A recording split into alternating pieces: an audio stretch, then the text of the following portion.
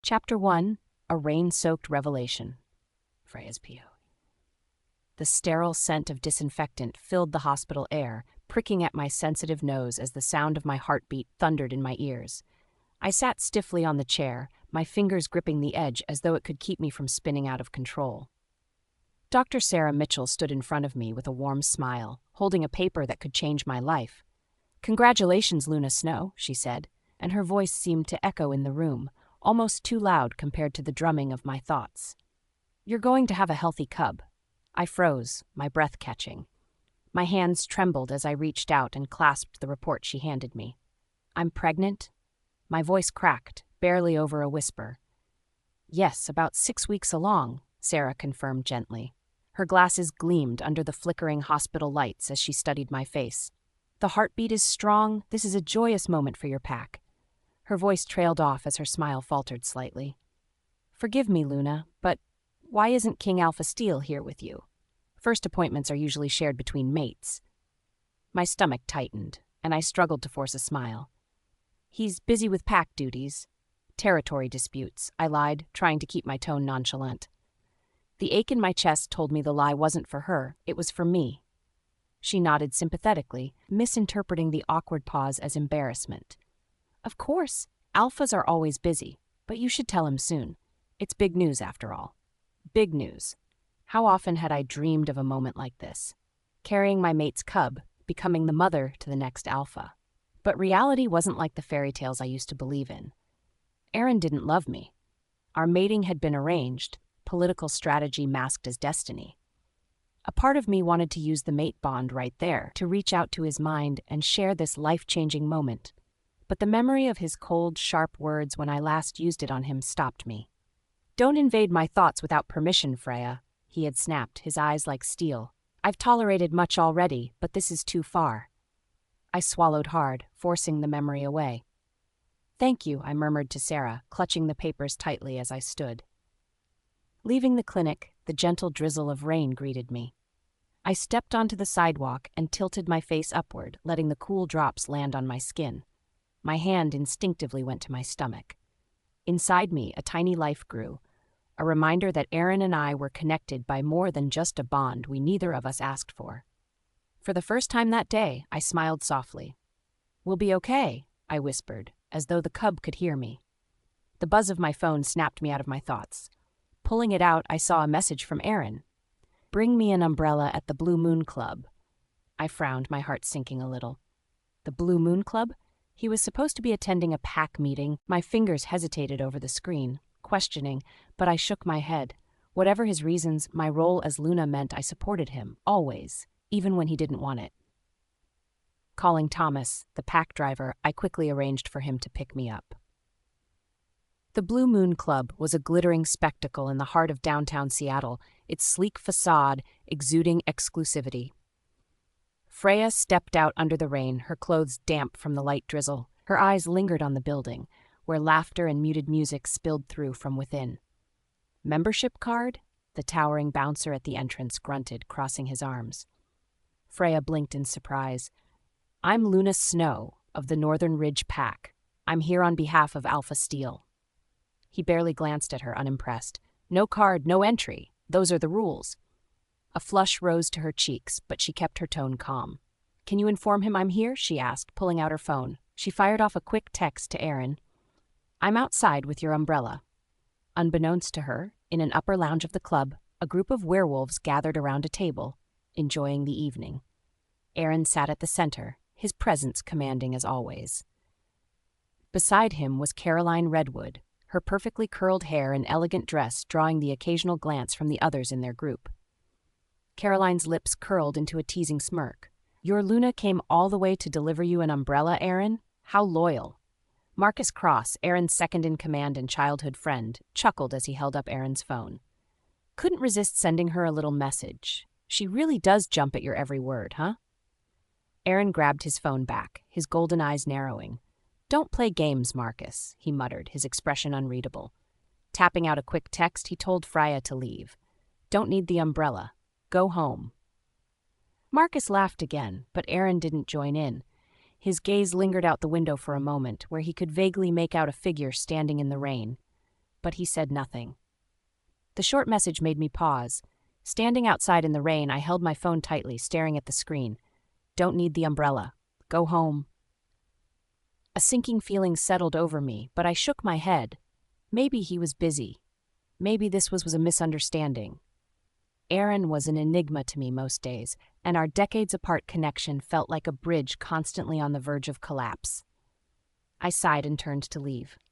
Before I could step away, 2 female wolves approached me, their presence immediately making my wolf's ears perk up in warning. "Well, if it isn't the Luna herself," the taller one sneered, her violet eyes gleaming with mockery. Beta Jane Thompson.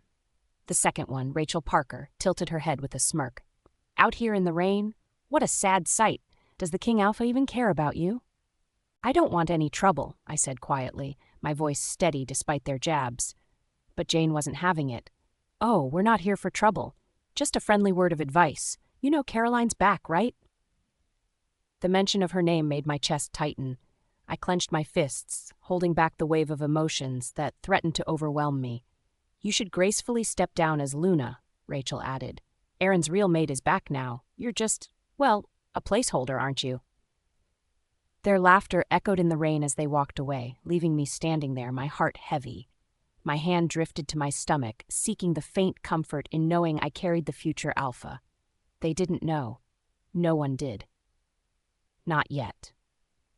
By the time I returned to the pack house, I was drenched. My hair clung to my face and my clothes felt heavy, like they were holding all the weight of my emotions.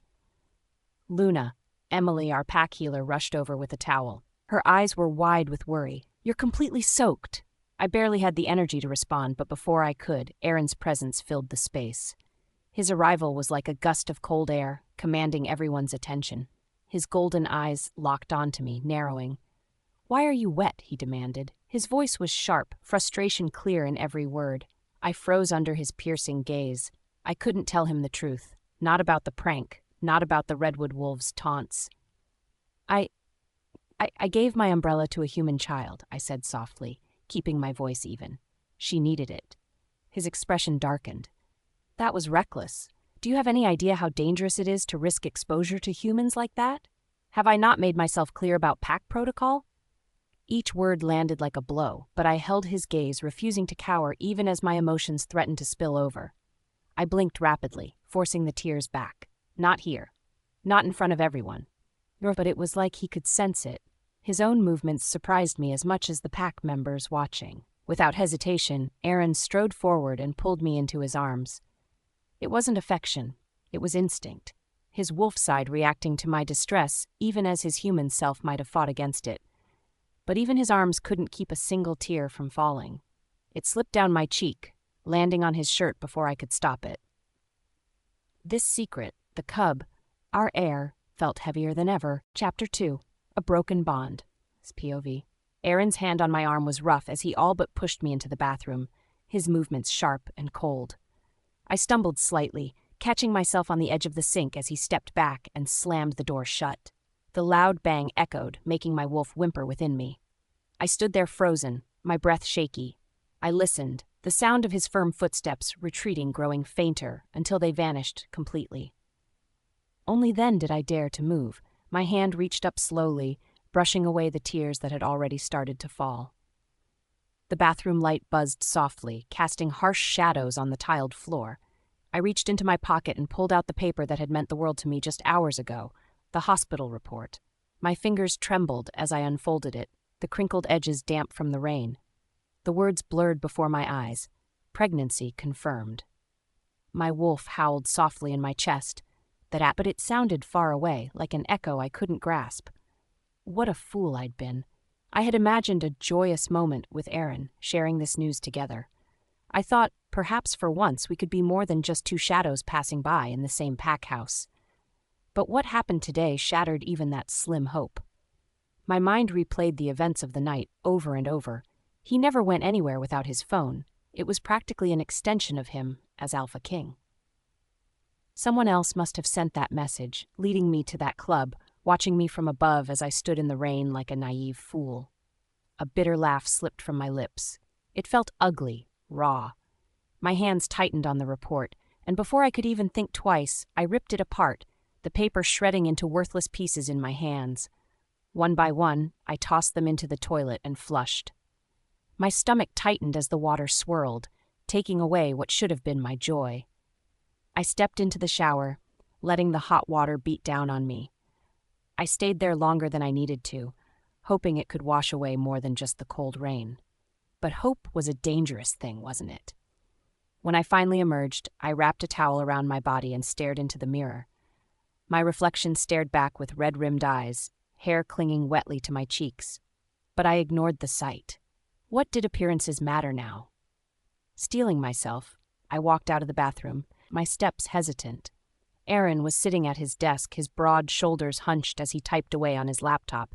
The soft glow of the screen lit up his face, making his sharp features appear even colder than usual. His presence filled the room, suffocating in its intensity.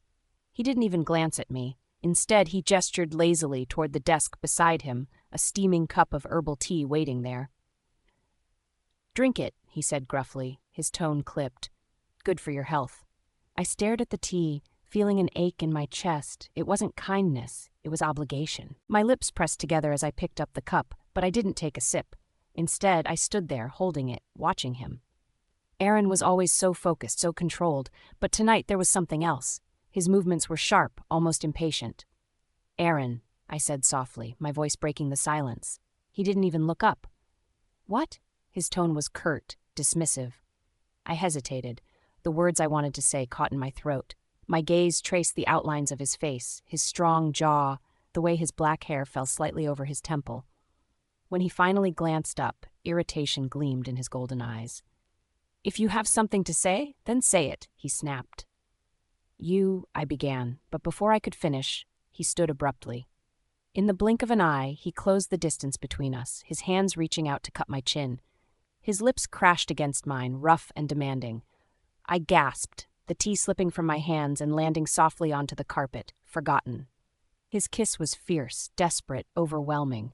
It was as though his wolf had taken over, unable to restrain the pull between us. I felt my knees weaken, my hands instinctively grasping his arms for balance. But even in the fire of the moment, there was pain. This wasn't love. It was something else altogether. Just as I pushed gently against his chest, trying to catch my breath, his phone buzzed loudly on the desk. Aaron froze instantly, the sound snapping him out of whatever this was. He pulled back, his eyes flashing with some emotion I couldn't name. Anger? Guilt? Regret? Without a word, he turned away, grabbing his phone. Before answering, he glanced at me, his gaze softening for a fraction of a second. Then, as though caught, he quickly looked away. "Drink the tea," he muttered, his voice low, "and go to bed. You need rest." And just like that, he left the room. I stood unmoving, my lips tingling from his kiss. Confusion battled within me, clawing at the edges of my sanity. I wanted to scream, to cry, to demand what that had been. But instead, I could only watch the door click shut behind him. The room felt colder after he left. Without thinking, my feet carried me to the balcony. Aaron's deep voice drifted through the partially closed door of the adjacent room. I paused, listening against my better judgment. "Yes, I won't leave," he said, his tone gentler than I'd ever heard it. "What are you thinking? Get some sleep." My stomach twisted painfully as the meaning of his words sank in. There was no one else it could be. I leaned against the railing, the cold metal biting into my hands. A soft, hollow laugh escaped me.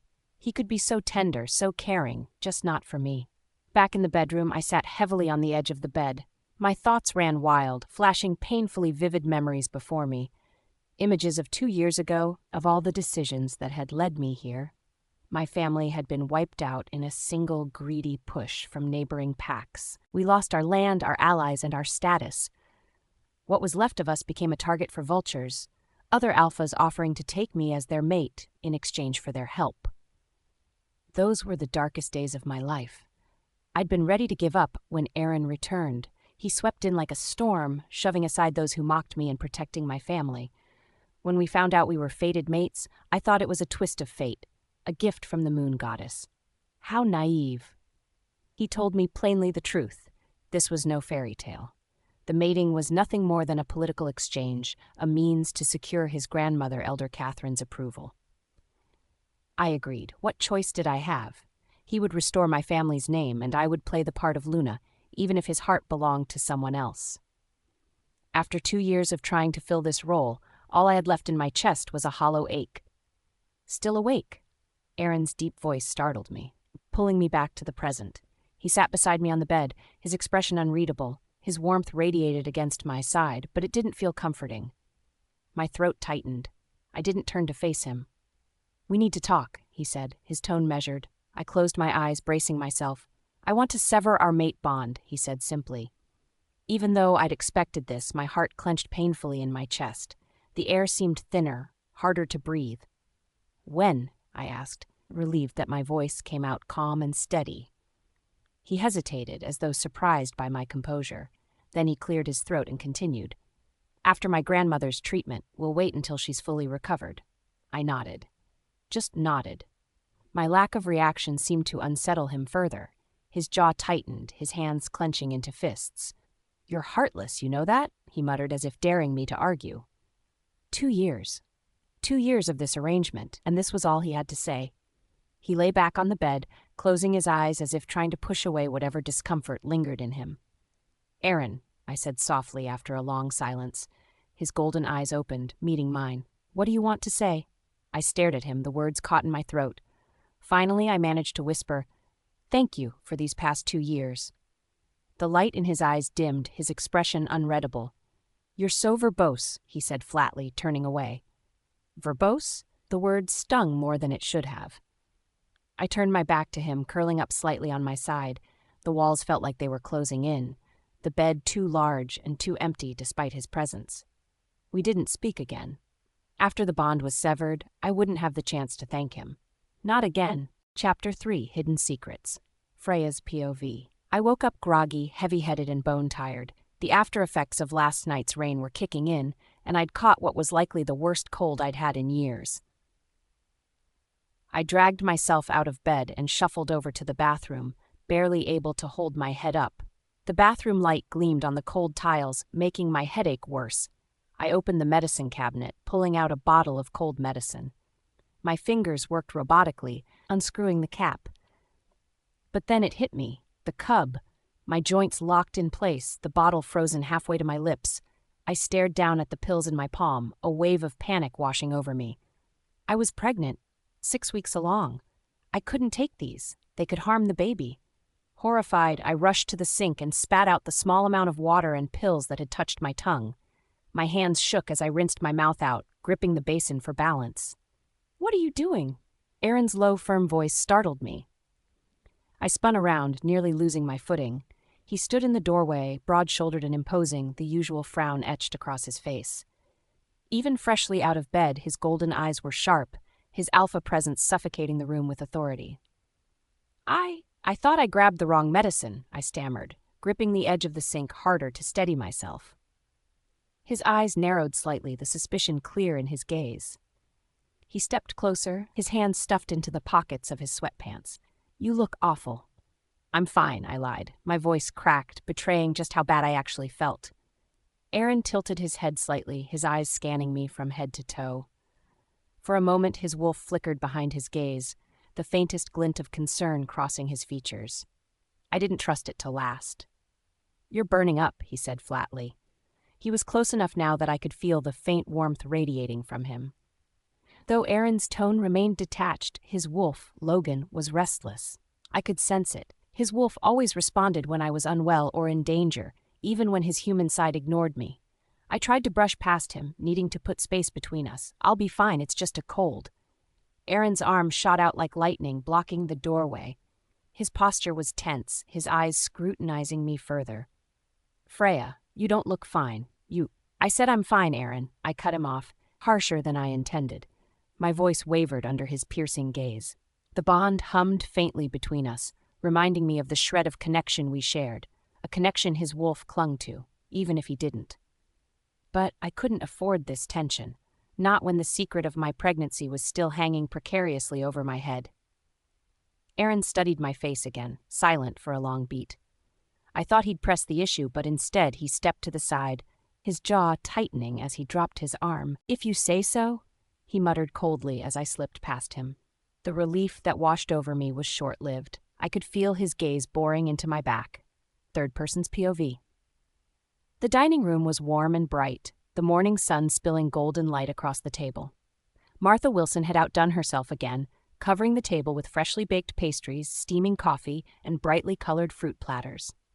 The air smelled of roasted coffee beans and spiced cinnamon, a stark contrast to the icy tension now settling between the Luna and Alpha. Aaron took his seat at the head of the table without his usual greeting. His eyes were on his phone, thumbs scrolling quickly across the screen. Freya quietly slid into the chair opposite him, her pale complexion and dark bags under her eyes not going unnoticed by him. "I'll drive you to the office today," Aaron said abruptly, breaking the silence. He barely glanced up from his phone, his tone leaving little room for debate. Freya froze mid-bite, the piece of toast on her plate suddenly tasting like ash in her mouth. "That's not necessary," she protested quickly, setting her silverware down. "I can get there on my own. It's just a short drive." Aaron finally looked up, arching a sharp brow at her unusual insistence. "I wasn't asking." Her heart started racing and her palms grew damp. The last thing she needed was Aaron finding out about her pregnancy, or worse, putting the pieces together. The thought of being stuck in the car with him, with his alpha instincts and Logan's sharp senses heightened, sent a chill of dread running down her spine.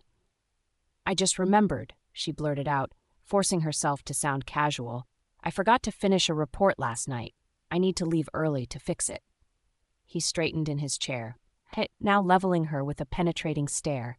She felt small under it, like a cornered rabbit facing a predator. "Freya." His phone buzzed before he could finish. Caroline's name lit up the screen. Freya knew that name anywhere. That familiar mix of anger and despair bubbled beneath her chest, but she buried it deep. Aaron's gaze lingered on Freya for a moment longer before he picked up the phone.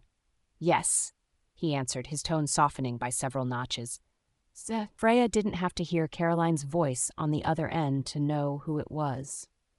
The sudden, uncharacteristic warmth in Aaron's posture was enough of a tell. She took the opportunity to stand. "I'll be heading out now," she said quietly, already making her way toward the stairs.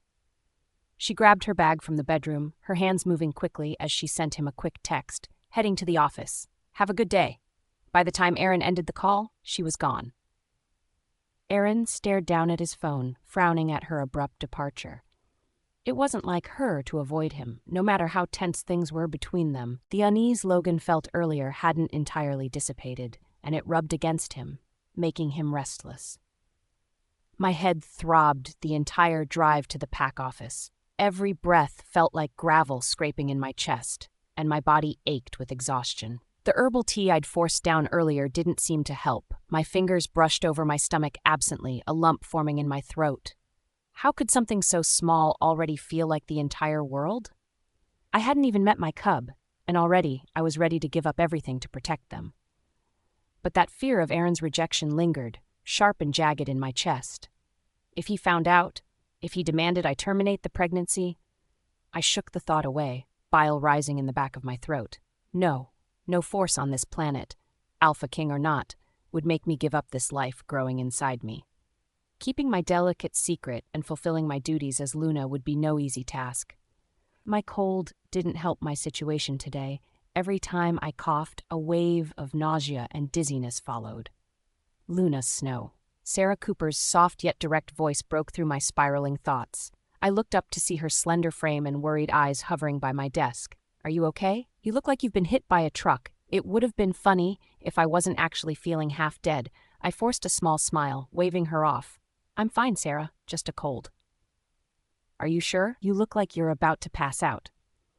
I almost laughed at her bluntness, but coughed instead, clutching the edge of my desk. She made her way closer, her hand reaching out, pausing awkwardly midair. "Let me handle these reports for today." I glanced at the neat stack of papers waiting for review. The thought was tempting, but I couldn't risk faltering in my duties. I needed to push through this. "That's sweet of you, but I'll be okay," I insisted. Still, I accepted the second cup of herbal tea she had in hand, grateful for the warmth. By mid-morning, I gathered myself and made my way to Aaron's office. I knew he hated unannounced visits, but avoiding him wasn't an option when Caroline would likely be hovering around. Sure enough, Caroline was already there.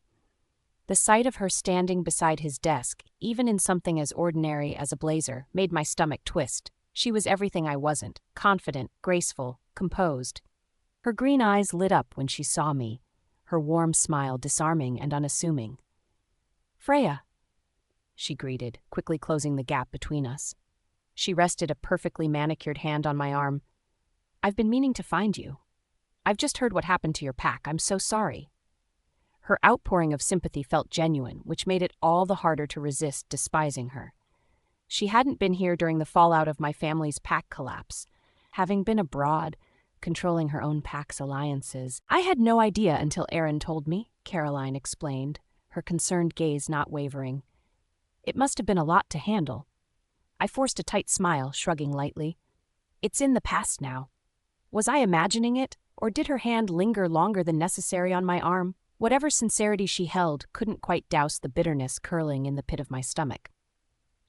Aaron, who had been standing by his desk watching the exchange, finally let his eyes fall on me when Caroline stepped away.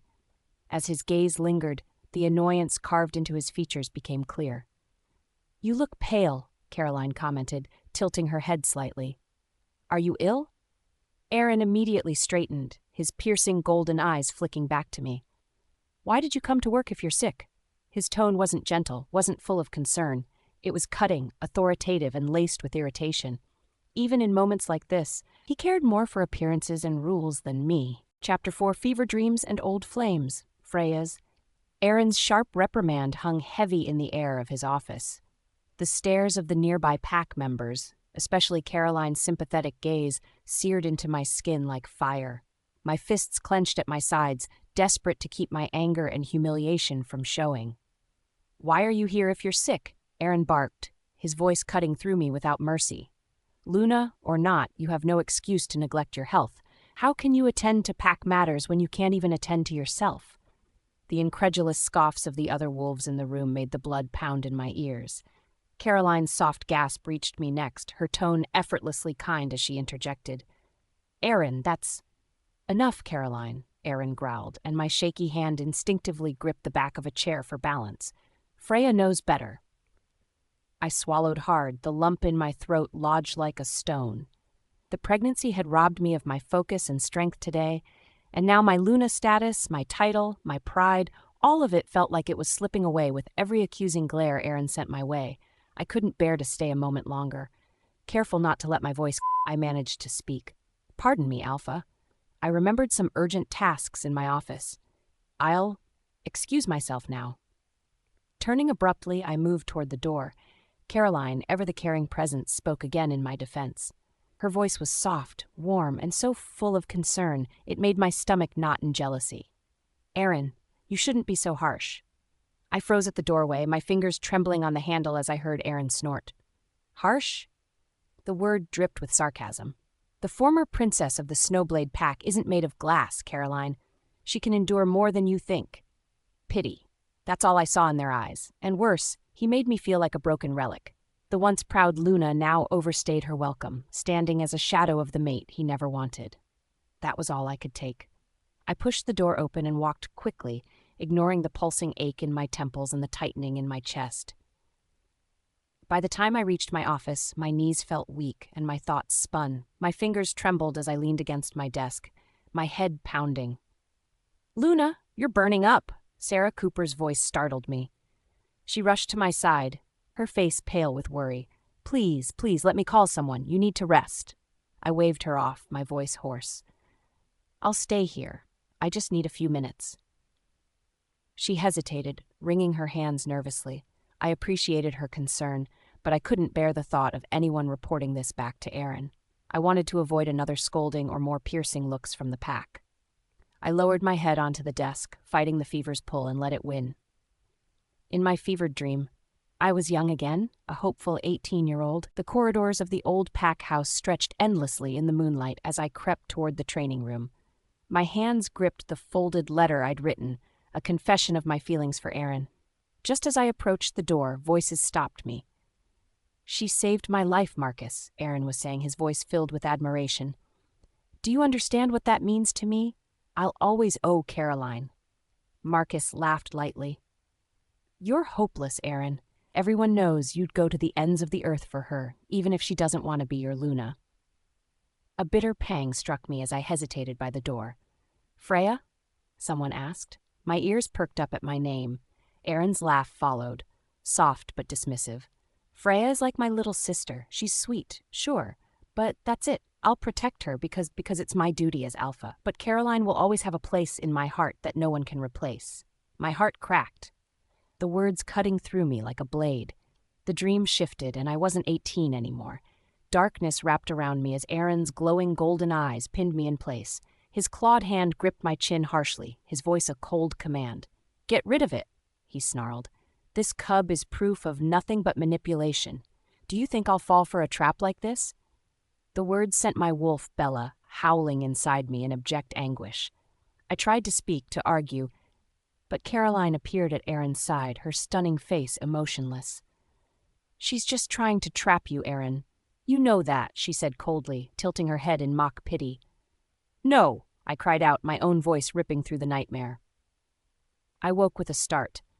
My body jerked forward as my lungs pulled in deep, ragged breaths. The nightmare still clawed at the edges of my mind. My skin was damp with sweat, my resolve shaken. She's awake, said a voice that made me sit straighter. It was Caroline. I turned my head and blinked, realizing I wasn't in my office. The soft seats of Aaron's car surrounded me. Caroline sat primly in the passenger seat, her expression a mask of delicate concern. How are you feeling, Freya? She asked. Her tone was so unbearably perfect, like sugar on poison. Aaron's voice interrupted any attempt I would have made to respond. You're going to the hospital. No, I croaked, shaking my head weakly. My voice was hoarse, but I forced myself to sit taller. The fever might have drained my body, but I couldn't give in to this demand. The hospital could ruin everything. Freya, Caroline's voice softened as she turned to look at me. You really shouldn't push yourself like this. Yesterday's rain probably wasn't a good idea. I bristled at her words. Did she know about the taunts, the humiliation, the prank? No, she only knew what Aaron had likely told her, but still, her mention of it felt like a twisted reminder of my current position, trapped, out of place, and alone. Leave it, Aaron interrupted curtly. His hands gripped the wheel tighter as his eyes flicked briefly to me in the rearview mirror. Freya, we'll go to the hospital, get you checked, and then you'll be confined to the pack house. No office, no work. Understood? Take me home, I murmured, my voice breaking. I refused to enter the hospital. Not now. Aaron growled low, a frustrated sound that made my wolf stir uneasily. You're being reckless. You can barely sit up. Stop being stubborn. But I was too exhausted for his anger to weaken me as it normally would. I met his fierce gaze in the mirror with the last shred of defiance I could muster. I said no. I know my body. Take me home. He growled again, louder this time, but before he could speak further, our mate bond sparked. His voice entered my head suddenly, surprising me. Freya. His mental tone was calmer, his alpha command dialing back as he tried a softer approach. Stop fighting me on this. The mind link was rare for him to use with me, even though mate bonds made it natural.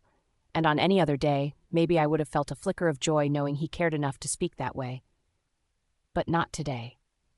Today I saw the fleeting looks he gave Caroline, filled with an intimacy we would never share.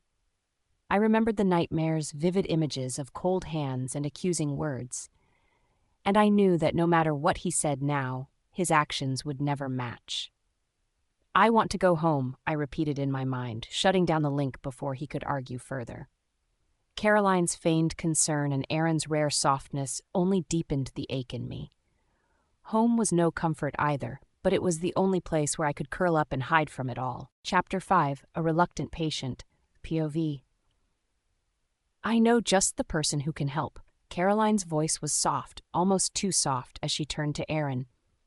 I glanced at her from my seat in the back, barely able to lift my head. My body was heavy with exhaustion, the fever wrapping around me like a suffocating blanket. Aaron's hands tightened on the steering wheel. His knuckles turned white against the leather. He didn't even glance her way, though I could feel the weight of his focus pulling toward her. Who? He asked, his tone clipped but far too interested for my liking. Her lips turned upward in a faint smile, the kind of smile that would make anyone else believe she was only thinking of my best interests. Dr. Paul Anderson, she replied smoothly. He's the best werewolf doctor I know, from my pack. He has treated countless cases like this and worse. Hearing the name of her pack made my stomach twist sharply. The Redwood Pack. Their territory, their people. I hated everything they represented. A stark reminder of how far my family's name had fallen in the eyes of others.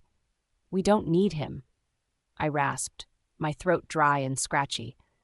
The words barely left my lips before Caroline leaned into her seat with a perfect look of concern plastered on her face. Her emerald green eyes softened in a way that would seem genuine to anyone else.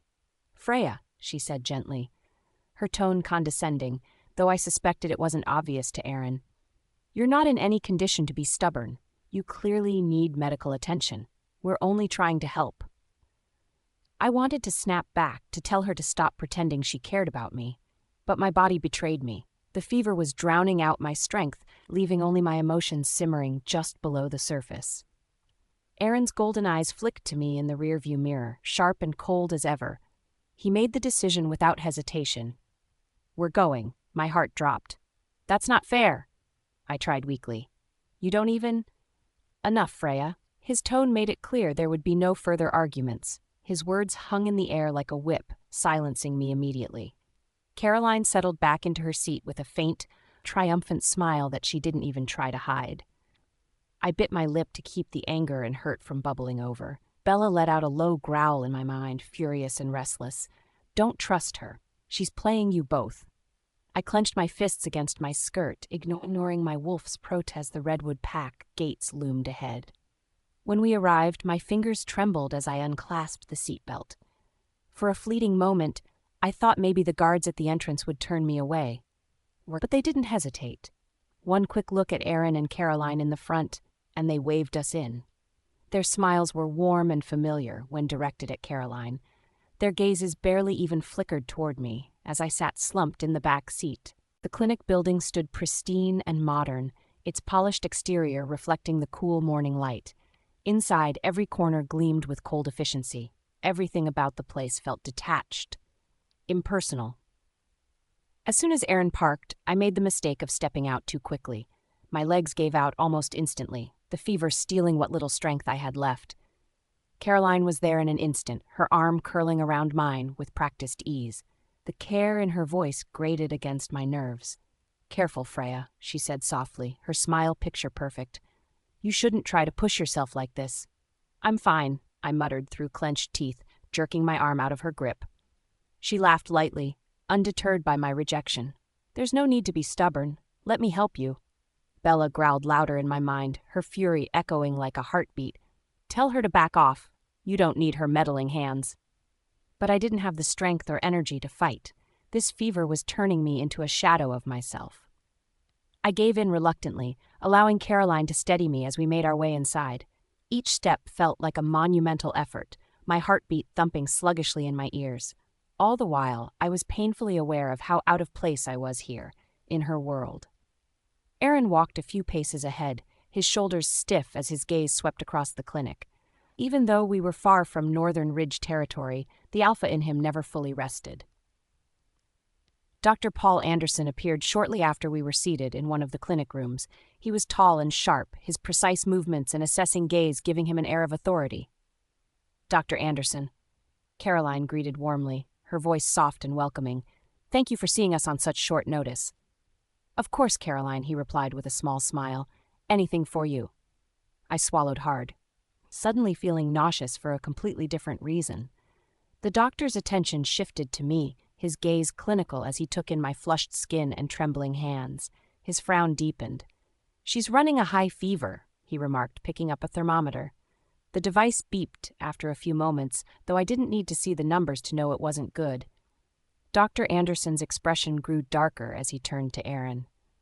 103.7, he said grimly. This is severe. We'll need to act quickly to bring it down before complications arise. I'd suggest an injection to stabilize her condition immediately. No. The word burst out of me before I could stop it. Aaron's golden gaze snapped toward me, sharp and unyielding. No? He repeated, his tone cold and full of challenge. Bella growled low inside me, but this time it wasn't directed at Caroline. We can't let him find out. We can't let anyone find out. I shook my head weakly, fighting to keep my voice steady. No injections, no medication. I don't want it. Dr. Anderson frowned but didn't press me. His expression was calm, measured, as though he'd dealt with difficult patients before. Then we'll have to use traditional cooling methods, he said after a brief pause. Wet towels, cold compresses. It won't be as effective, but it's safer if she's refusing medication. Caroline immediately chimed in, her voice full of false reassurance. I'll help you prepare everything, Dr. Anderson. Her offer was quick, smooth, and left no room for refusal. The pair left the room together, leaving me alone with Aaron. The silence that followed was suffocating. Aaron's gaze bore into me, his frustration almost tangible. He crossed his arms over his chest, his stance screaming authority. You're being difficult, he muttered under his breath. I wanted to lash out, to scream at him that he didn't understand. But my body was heavy and uncooperative. Even lifting my head felt like too much effort. If I'm difficult, it's because I have a reason, I whispered finally, my voice barely loud enough to be heard. His lips pressed into a thin line. His wolf Logan was stirring behind his golden eyes, pacing restlessly. My trembling hand reached for the cold towel folded on a nearby counter. It slipped from my grasp before I could even lift it. Aaron moved instantly, his instincts sharp, and caught it before it hit the ground. But instead of handing it to me, he held it in his hands, watching me carefully. Chapter 6. Dangerous Care. The sharp scent of antiseptic hung thick in the air of the Redwood Pack Clinic, cutting through my already sensitive senses. The fever made everything feel distant, my body weak and trembling. I could barely lift my head, and even the sound of voices seemed to echo, far away and distorted. Aaron stood close, his massive frame casting a long shadow over me as I slumped against the examining table. His golden eyes locked on mine, narrowing slightly in that sharp, assessing way he always did. He took in my pale face, flushed cheeks, and trembling shoulders. A sharp scoff left his lips, cutting through the thick silence in the room. Is this what jealousy looks like on you, Freya? His voice was pointed but casual at the same time, like this was some sort of joke to him. Caroline's return has you acting up, doesn't it? Bella, my wolf, growled low in the back of my mind, her hackles rising. The accusation made my chest tighten. Jealous? Of Caroline? Did he really think that was what all this was about? I opened my mouth to speak, but my throat felt raw and my voice barely worked. I'm not jealous, I said, though the tremble in my voice did little to convince even myself. My words were faint, broken, barely audible. Aaron watched me for a moment, a flicker of something. What, irritation? Amusement, flashing through his golden eyes. Right, he said, as though he didn't believe me. His lips curved in what could have been a smirk if it hadn't been so cold. Not jealous at all. I wanted to snap back at him, to say something sharp, but my body betrayed me. My vision swam, my head pounding as though drums were being beaten from inside my skull. My grip on the edge of the table weakened, and I felt myself sway. Aaron moved fast, too fast for me to register. His hand shot out, steadying me before I could tumble completely. He caught my arm as though it took no effort at all, but his touch wasn't gentle. It never was. It was firm, practical, like everything about him. You don't even have the strength to hold yourself up, he said flatly, but his grip didn't loosen. What's the point of playing tough when you're this weak? My words broke off as another dizzy spell hit me, and Aaron's frown deepened. Without another word, he turned on his heel and left the room, his footsteps heavy as the door clicked shut behind him. I sat there, struggling to keep myself upright, feeling a mix of exhaustion and resentment swirl in my chest. Minutes felt like hours before the door opened again, and Aaron returned with a bowl in his hands. The steam rising from it carried the earthy, familiar scent of herbs. My blurry mind recognized it instantly. Healing water. The kind the elders prepared for fevers like this. I stared at him as he dipped a clean white cloth into the bowl, his movements deliberate. He didn't meet my eyes as he wrung it out, though I could feel the weight of his presence looming over me. Then he pressed the damp cloth against my forehead, the cool sensation making me shudder slightly. His touch was purposeful but oddly gentle, not the usual rough, commanding way he handled things. No, this was different. Freya, he said quietly, almost to himself. His voice softened in a way that made my chest ache. What am I supposed to do with you? Bella let out a soft, longing whimper in the back of my mind. My traitorous wolf, always so eager for these rare moments of compassion from him, even when we knew better. Aaron's hand moved carefully, wiping away the sweat on my face with the cloth. He seemed focused, his jaw tight, his golden eyes darkening slightly. I felt trapped beneath his attention, pinned under the weight of it. When his hand moved lower, reaching toward the neckline of my shirt, panic surged through me. My fever wasn't the only thing causing my cheeks to burn anymore. I mustered what little strength I had and grabbed his wrist, stopping him in his tracks. My fingers barely encircled his arm. He was so much stronger than me, and we both knew it. His skin was hot beneath my touch, the heat from his wolf radiating off of him. Aaron's eyes snapped to mine instantly, glowing faintly gold. His wolf Logan stirred behind those sharp golden irises, curious and alert. His gaze flicked to where my hand held his wrist, and then back to my face. "Why so shy all of a sudden?" he asked, his tone low and edged with something dangerous. "You're burning up, and this is necessary." I opened my mouth to answer, but before I could find the words, another voice filled the room, its tone light but carrying an edge of steel. "Am I interrupting something?" Caroline's voice snapped the tension like a knife slicing through thread. Bella growled instantly, her instincts flaring to life.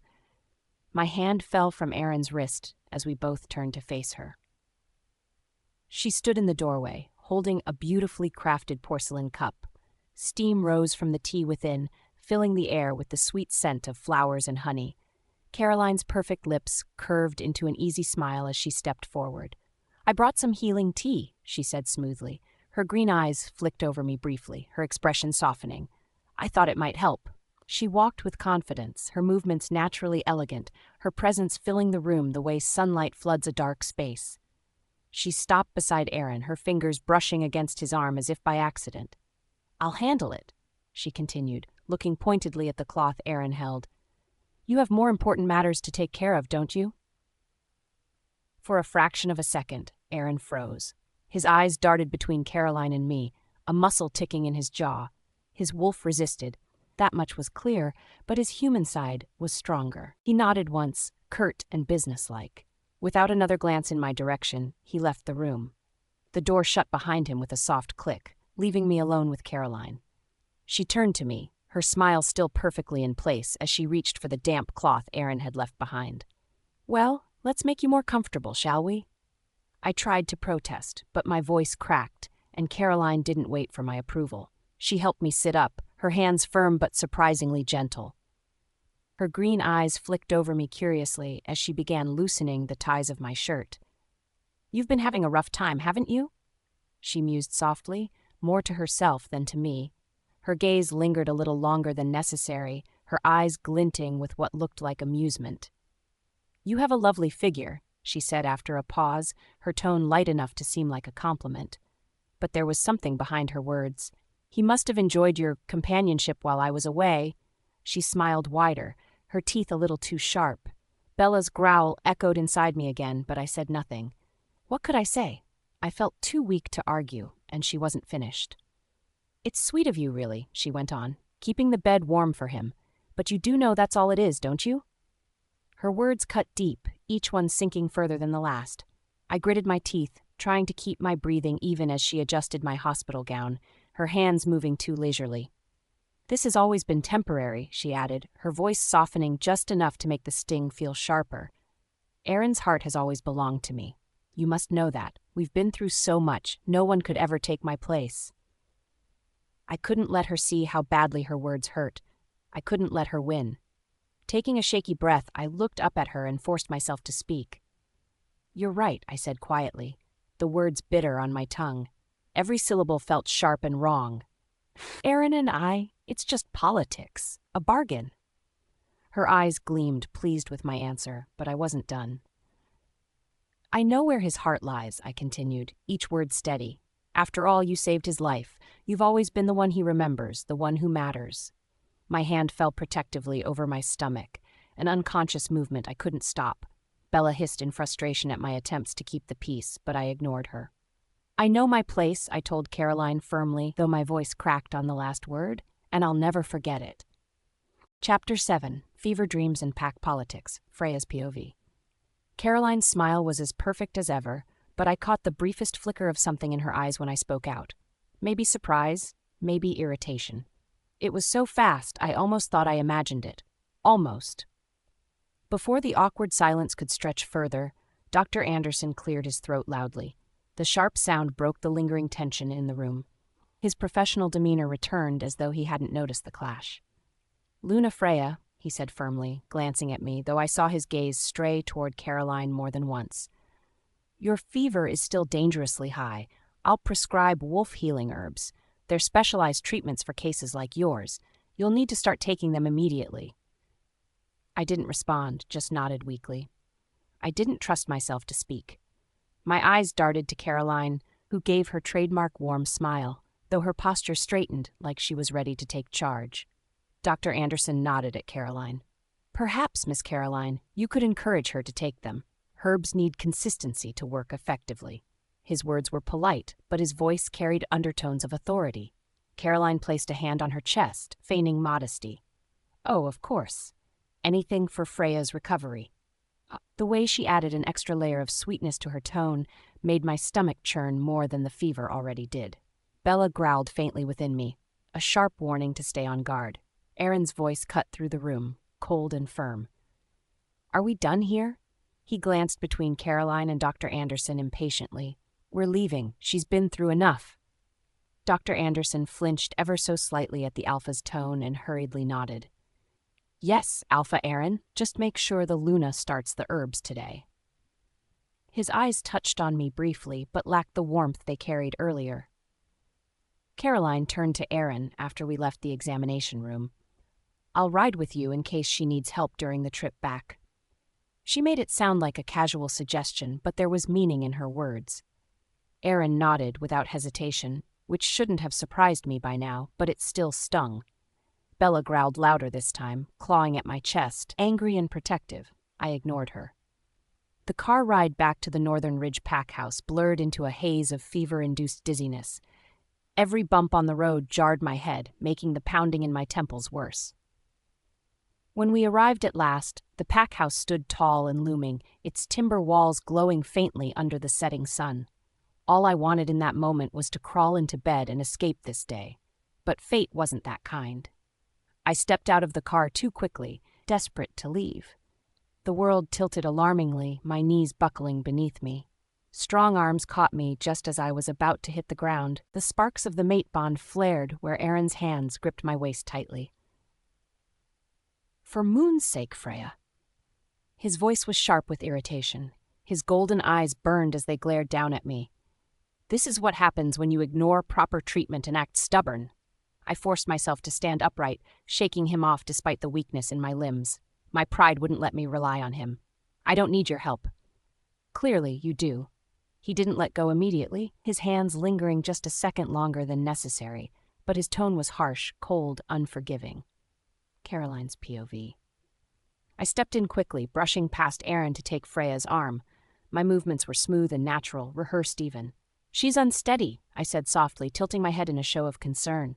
"It's no surprise after everything. Let me help her inside." Aaron hesitated, his eyes flicking between me and Freya. His wolf was clearly unsettled, but his human side took control. He stepped back with a nod.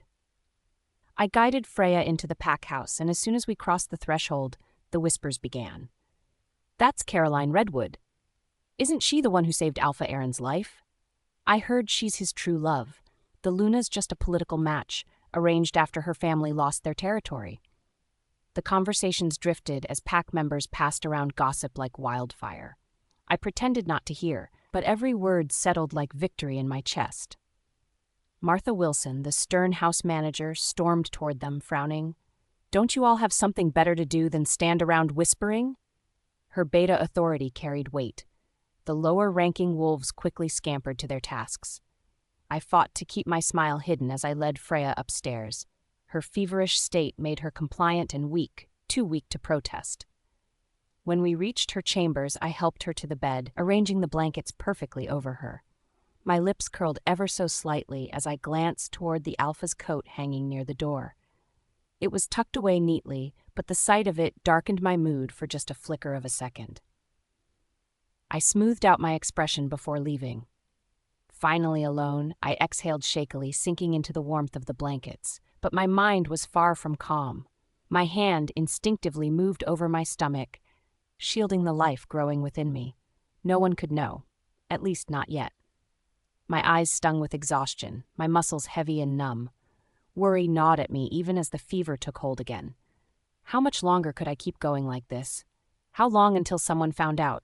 Before I could focus further, the world pulled me under. My dreams were far from peaceful. Feverish and fragmented, they came in pieces I couldn't fully grasp. At first, I felt someone's touch, a cool cloth pressed against my forehead. My skin burned, yet the touch was soothing, familiar, even. I clung to them in my delirium. Soft sparks buzzed faintly through the bond. For a fleeting moment, I thought it was Aaron. Then everything shifted. Suddenly they kissed me. It was desperate, fierce. The taste of desperation overtook me. My fevered mind rebelled, acting on survival rather than thought. I bit down, hard. A pained gasp reached my ears. "You little," the familiar voice before fading completely from my consciousness as darkness claimed me. "Luna?" Sarah Cooper's soft voice pulled me back into the waking world. I blinked blearily at her as she hovered anxiously by my side, her kind face blurred in and out of focus before settling. "You gave us a scare," she murmured, relief flooding her voice. "Are you feeling any better?" My head pounded too much to respond properly. I managed a faint nod instead. "The doctor's herbs are ready," she added, indicating the steaming cup on the side table. "They'll help bring your fever down for good this time." The smell hit me before anything else. Bitter and pungent, it made bile rise in my throat. I swallowed hard against the nausea, suppressing the instinct to recoil.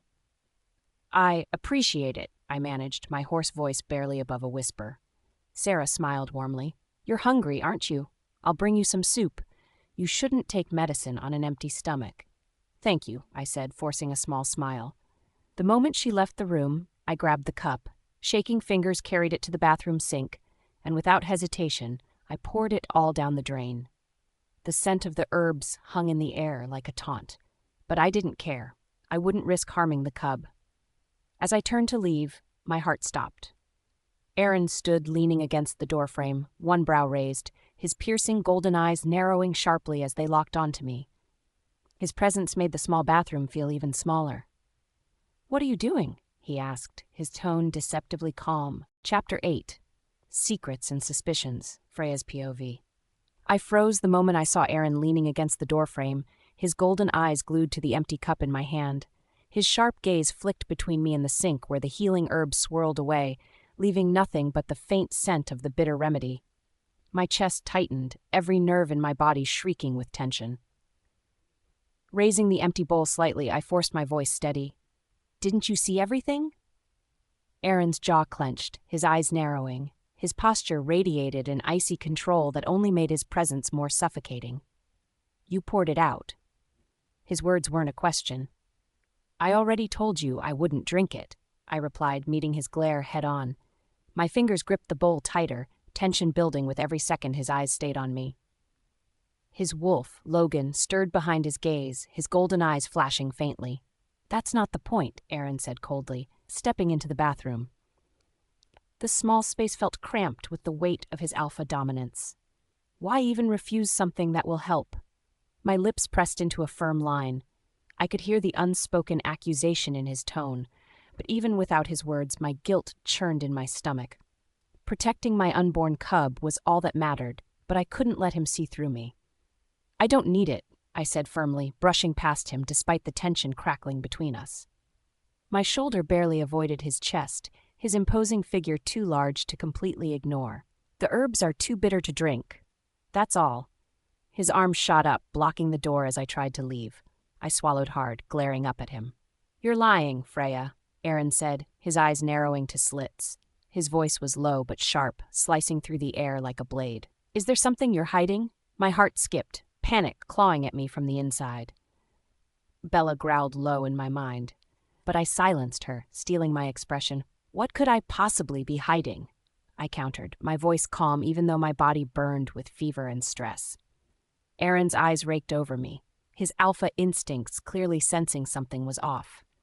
His wolf pushed through the mate bond, probing, but I slammed my mental walls up as tightly as I could. "Then why did you stand in the rain outside the Blue Moon Club?" Aaron pressed, his jaw tightening as he stared me down. "Was that intentional?" The accusation stung worse than I expected, sparking something sharp inside me.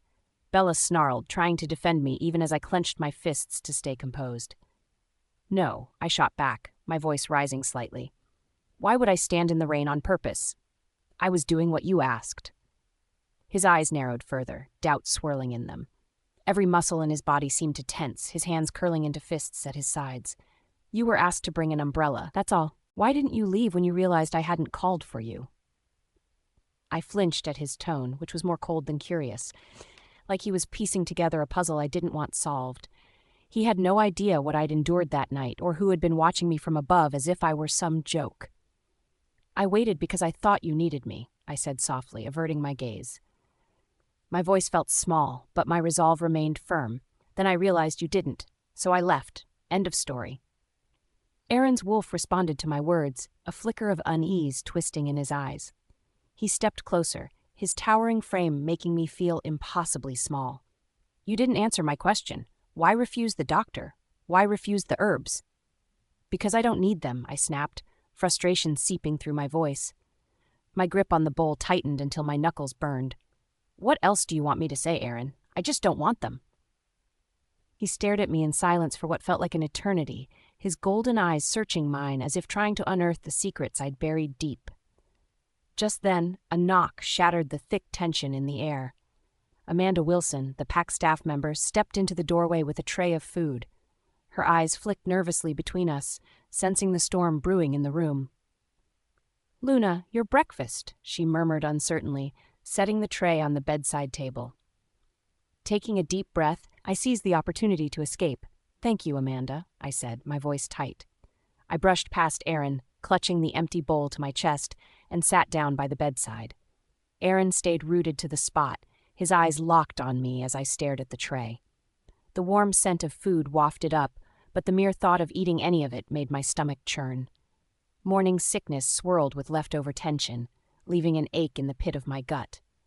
I picked up a piece of bread, nibbling at it half-heartedly. Beside me, Aaron's gaze burned into the side of my head with an intensity that set my nerves alight. Logan stirred strongly now. Uncertainty flickered over Aaron's face as though he couldn't quite figure out what was wrong, or what he was feeling.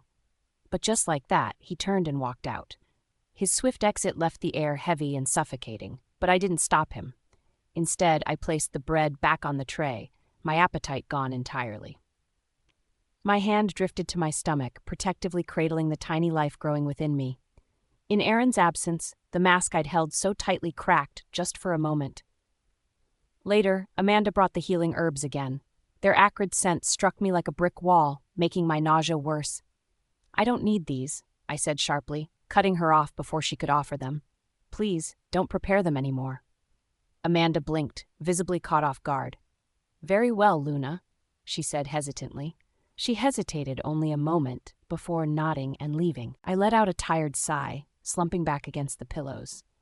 My body felt like lead, exhaustion weighing me down. Most likely, Aaron had left to see Caroline by now, heading back to the Redwood Pack territory. Would this bond of ours be different if I had been the one to save him during the rival pack attack all those years ago? Could Logan's instincts and Aaron's heart have been mine instead? The thoughts haunted me as I drifted off to sleep.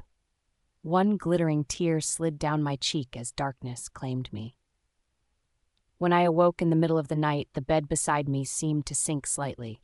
For a fleeting second, my heart fluttered with hope, but my fevered mind quickly pulled me back under. By the time morning came, I found the bed cold and empty. My hand stretched out to touch Aaron's side, but there was no warmth. He hadn't been there. Amanda arrived not long after, bringing breakfast and yet another bowl of herbs. The scent immediately triggered my pregnancy sickness, and frustration overwhelmed me. "Why are these here again?" I snapped, my voice sharper than I intended. Amanda flinched, her usual composure cracking under my outburst. Luna or not, I could see my behavior had shaken her. Regret gripped me instantly. I'm sorry, I said softly, forcing calm into my voice. I'm just not feeling well. Please, Amanda, take them away. Martha Wilson's POV. I spent the morning managing the pack house, but Amanda's pale face caught my attention as she returned from tending to Luna Freya. The untouched bowl of healing herbs in her hands only deepened my concern. Amanda, I called out, my tone firm, why hasn't Luna taken her medicine? Amanda hesitated, then reluctantly recounted Freya's sharp reaction. I saw the uncertainty in her expression and knew exactly what she was thinking. Mind your thoughts, I warned her sharply. The Luna is under a great deal of stress and illness. She is still your Luna, no matter how she behaves. But, with Caroline Redwood back, Amanda started, barely able to finish her thought before stiffening. At that moment, the Alpha entered the hall, his shadow casting over all of us. His golden eyes flicked to the full bowl in Amanda's hands. His expression darkened. Isn't this the medicine she was supposed to take for her fever? Yes, Alpha, I confirmed without hesitation. Amanda fidgeted nervously. I thought it was something else. Aaron's sharp gaze cut to her, clearly not buying her flimsy excuse. Explain that, he said firmly, his Alpha voice leaving no room for denial. Amanda stammered, visibly shrinking under his scrutiny. Well, yesterday I was cleaning the bathroom. She paused, hesitant to continue, but his steely stare pushed her forward. I found a report. It was torn up and soaked from the rain. Aaron's expression sharpened like a blade, his golden eyes flashing wolf gold. What kind of report? I couldn't read it clearly, Amanda admitted, her voice trembling. I only saw the words report and clinic. The rest was too damaged to make out. Chapter 9, A Suspicious Alpha, Aaron's. Amanda kept fidgeting under my gaze, her discomfort evident. Did the trash contain anything else unusual? I asked, my tone sharp. Her eyes darted nervously before she shook her head. Logan growled in my mind, not satisfied. My jaw tightened as I stared Amanda down. And you're sure this report came from yesterday? My voice was sharp, leaving no room for hesitation. Yes, Alpha, she said, her voice trembling. It was soaked, mixed with the clothes Luna Freya wore after the rain. I stared at her, my mind racing. Freya had deliberately thrown this away. The fact that it was damaged by the rain connected it to that night outside the Blue Moon Club. Logan paced restlessly inside me, urging me to act. His agitation seeped into my thoughts like a buzzing tension. Why would she stand in the rain? I muttered under my breath. It didn't make sense. If she'd wanted a ride, she could have called one. If she hadn't, what had she been doing? Amanda's voice broke through my thoughts. Alpha, I didn't mean to snoop. It was just... Enough, I commanded. My tone silenced her immediately, her head bowing as submissively as any lower-ranked wolf. You're dismissed, I said, gesturing toward the door. She fled without a second glance, her footsteps hurried as if escaping a storm. I stood there for a moment, staring at nothing in particular. The image of Freya soaked in rain, clutching herself tightly as though trying to shield something, flashed vividly in my mind. Why had she been so reckless? What could possibly have driven her to behave this way? I exhaled, rubbing the bridge of my nose. She's your mate, Logan growled, his voice rough and impatient. Check on her. Find out why. This wasn't typical behavior, even for Freya.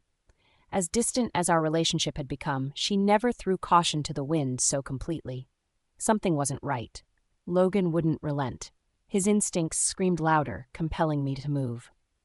Fine, I muttered under my breath as I headed for our chambers. My fingers hovered over my keyboard as I reread the email draft. Between the lingering dizziness from my fever and the weight of everything happening around me, my focus had been scattered. Bella stirred uneasily. She'd been pacing inside me all morning, her growls faint but steady. Calm down, I whispered to her. She didn't respond, just growled louder. This peace won't last, she said suddenly, her tone sharp, a warning. I frowned. You're overthinking again. The faint scent of pine and snow hit me then, cutting through my thoughts like a blade. My heart clenched. That scent was unmistakable. It was Aaron. I turned in my chair just as his tall frame filled the doorway. Aaron? My voice came out before I could stop it, and I hated how startled and vulnerable I sounded. What are you doing here? He stepped inside the room, his golden gaze focused sharply on me. The intensity in his expression made it hard to think straight. This is my room too, Freya, he said bluntly. His tone carried that edge of authority that always unsettled me. Or did you forget? My throat tightened, my stomach twisting in confusion. Why was he suddenly here? The way he stood, the way his eyes didn't leave mine, it felt deliberate, almost calculated. "You stayed home last night?" I asked, my words slow, cautious. His eyes narrowed slightly, though his expression remained unreadable. Where else would I be? The way he said it, so calm, so casual, sent yet another surge of unease washing through me. I had been convinced he spent the night with Caroline at Sequoia. Did this mean I had been wrong? The air between us grew thick, each second of silence stretching uncomfortably. Her surprise didn't sit well with me. Why would she assume I hadn't been here? My eyes drifted briefly to the nightstand where the untouched bowl of healing herbs sat like a glaring red flag. "Why didn't you take your medicine?" I asked, crossing my arms. Her hesitation was slight, but enough to catch my attention. She glanced away like she couldn't face me properly.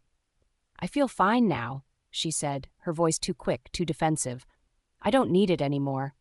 Logan growled inside, his senses picking up on the evasion in her tone. "Can't you see through this?" Logan asked, frustrated. The lie might have worked on someone else, but not me. Stepping closer, I softened my tone, though suspicion edged each word. "Like you didn't need the medical report you tore up and threw away?" She froze. Her whole body went rigid, betraying the calm facade she desperately tried to maintain. "Medical report?" she repeated, her voice cracking slightly. "I have no idea what you're talking about." Logan snarled, urging me to push further, to pin her into a corner until the truth came spilling out. But I stopped myself, barely. I moved to sit beside her, closing the physical space between us. Her reaction was immediate. She stiffened, her violet eyes flickering briefly with unease before sharpening into something harder to read. "We've known each other for over 20 years, Freya," I started, keeping my voice calm and even. "Do you really believe I wouldn't notice when something's off?" Her chin rose slightly, defiance flashing in her gaze. Whatever vulnerable moments she showed before, she buried them behind her walls now. "You don't know me as much as you think, Aaron," she said, her words bold. Her retort stung more than it should have, but I didn't let it show. Instead, I studied her. The small movements she made unconsciously, the way her fingers twitched against the blanket's edge, the defensive stance she hadn't fully relaxed, all of it spoke louder than her words. I leaned in slightly, enough that my presence consumed the space between us. My wolf stirred, his instincts driving me closer, compelling me to notice every small detail about her. Her scent was sharper now, different, almost sweeter. It pulled at Logan, at my wolf's desire to protect what was rightfully ours. "You feel it too, don't you?" I murmured, my voice lower, softer now. "The pull, the closeness between Logan and your wolf." Her breath hitched barely enough for someone else to notice, but I did. Her eyes widened just slightly before narrowing again, her defenses rising like an impenetrable wall. For a fleeting second, something flashed across her face. Conflict, fear, shock. But she recovered just as quickly. Her expression steadied, her voice clear. "Our wolves may be connected," she said, her words clipped and certain, "but let's not pretend that changes anything between us." Logan growled at that, his frustration a burning heat in my chest. Her hand drifted briefly to her stomach, the gesture hesitant and fleeting, but it caught my attention nonetheless. My gaze narrowed. Something wasn't right. "She's hiding something," Logan said, his voice a low snarl in the back of my mind. The longer I stared at her, the more unsettled I felt. Whatever she was concealing, she was willing to go to desperate lengths to keep me and everyone else from discovering it. "Freya," I said, my voice softer now, almost coaxing. My hand moved instinctively, resting atop hers gently. "What are you hiding from me?" Chapter 10, The Confrontation. Aaron leaned closer, his towering frame casting a shadow over me that felt suffocating. His golden eyes, flecked with wolfish intensity, bore into mine.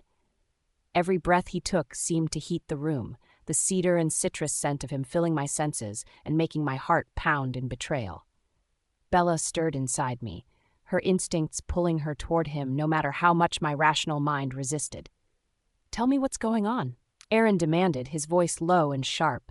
His words struck like a command, pressing against me and forcing me to meet his intense gaze. I felt my walls falter. For a fleeting moment, I thought about telling him. The pressure was unbearable. The things I had tried so hard to bury in secret threatened to bubble to the surface. The life growing inside me, the cub we'd created, the truth of that night I stood alone in the cold rain, all of it clawed at me, begging to be spoken. But before I could even consider the words, Caroline's image flashed in my mind. Her graceful figure, the tenderness in Aaron's eyes when he looked at her, that easy intimacy they shared. I clenched my fingers into the fabric of my blanket, holding on tightly to the last threads of my composure. No, I couldn't let him know. I couldn't risk it. The truth would only embarrass us both. This bond was nothing more than paperwork. Political, practical, empty. I forced myself to breathe out slowly, calming Bella's frantic howls in the back of my mind. "It's nothing to do with you," I said, keeping my voice cold and steady, though my heart clenched with every word. I refused to look another moment into his piercing eyes. Instead, I stared at my hands, focusing on the pale knuckles gripping the blanket like a lifeline. "It's not me?" he asked, his voice sharp, disbelieving. I heard the growl of Logan, his wolf, thicken his words. "What do you mean it's not me?" I didn't reply. He took a step closer, and I felt his dominance sweep over me like an invisible force. "Is there someone who understands you better than I do?" His voice grew harder with each word, frustration creeping into the alpha authority he wore like second skin. When I stayed silent, Aaron's patience finally snapped. He grabbed my shoulders firmly, shaking me slightly as his golden eyes turned molten with emotion. "Another alpha, then? Or a beta? Tell me!" His grip sent pain shooting through my shoulders, and I winced. "It hurts," I hissed through gritted teeth, squirming to free myself. "Let go." His hands loosened slightly but didn't leave my shoulders. Instead, he leaned closer, his jaw clenching. "Fine," he said, his voice rough. "Then explain. Who is it? And what about that report?" I clenched my jaw, forcing myself to push the pain away and hold my ground. Bella growled at me not to let him dominate like this, though, but I silenced her. "No one understands me," I snapped, glaring at him. "Only I understand myself." My chest heaved with the effort of keeping myself composed. "I was just saying anything," I added flatly, willing my voice to sound indifferent. His gaze narrowed further, anger radiating off him like heat. "And the report?" he pressed, his tone laced with suspicion. "Amanda said she found a torn report while cleaning our quarters." My heartbeat picked up, pounding against my ribs, but I kept my face blank, feigning confusion. If I let slip even one hint of what I was hiding, he would never let it go. "A torn report?" My brow furrowed as I forced a neutral tone. "What report? Where?" "It was torn to shreds but found in our room," he clarified, his eyes not leaving my face for a second. "Isn't it yours?" I shifted slightly under his unwavering gaze, trying to keep my breathing steady. There was no way to lie convincingly now. I decided to change my approach, offering as little detail as possible. "I remember now. It's mine," I said, my voice calm and collected. Avoiding further eye contact, I turned back to my laptop, pretending to return to my work. It was a medical report from the werewolf clinic. "What about it?" His alpha presence filled the air, making the room feel smaller, heavier. "What kind of medical report?" he asked, his voice quiet but laced with barely restrained tension. I forced a small shrug, keeping my eyes on the screen. "A routine wolf health examination report." "Why?" "Do you think I'm stupid?" he spat, stepping even closer until the heavy scent of him made it impossible to ignore his dominance. "What kind of examination report needs to be torn up?" His hand shot out again, this time grabbing my wrist. I tensed under his touch, Bella growling softly at the contact. "Are you hiding something from me?" he demanded, his voice slicing through the room like a blade. "What kind of report was it, Freya?" "The truth this time." His hand burned against my skin, the strength of his grip a reminder of his barely restrained power. I tugged lightly at his hold, but he didn't let go. My voice softened, and I met his piercing gaze, hoping to appeal to his reasoning. "I didn't tear it up on purpose. It got rained on outside the Blue Moon Club," I explained. "The writing was unclear, so I threw it away." He scoffed, his golden eyes narrowing further.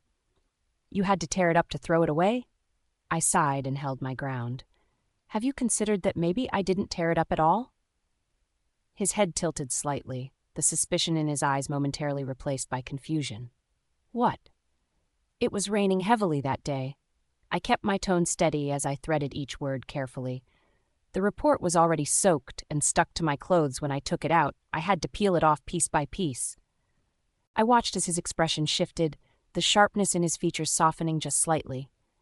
Logan stirred behind his golden gaze, obviously sensing no lie in my words. For a moment, it felt like the storm between us might calm. But I wasn't done yet. I met his gaze directly, deciding to press my advantage before he could question me further. "Why are you so nervous?" I asked, my voice tinged with accusation. "Are you afraid it was a pregnancy test from the wolf clinic?" Well, Aaron's breath hitched audibly, and his eyes scanned my face like he was trying to read my mind. His wolfish intensity returned, and I could feel his focus sharpen on me with a force that made my skin prickle. "What's with that look?" I challenged, raising an eyebrow. "Are you afraid I'll get pregnant and affect you and Caroline?" His voice dropped dangerously low. "Are you pregnant?" I shrugged, keeping my composure even as my heart thundered wildly. Every word was a calculated move, each one designed to turn his questions back on him. "No," I said bluntly. "Otherwise, I would have shown you the report." Even though my voice was calm, my palm unconsciously shifted over my stomach protectively. If he noticed, he didn't acknowledge it. "Given our childhood friendship," I continued, tilting my head, "you'd probably ensure I was well taken care of, if I needed to terminate it, right?" Instantly, his face twisted with anger, and Logan growled low in his chest. His eyes flashed dangerously, and his voice dripped with cold fury.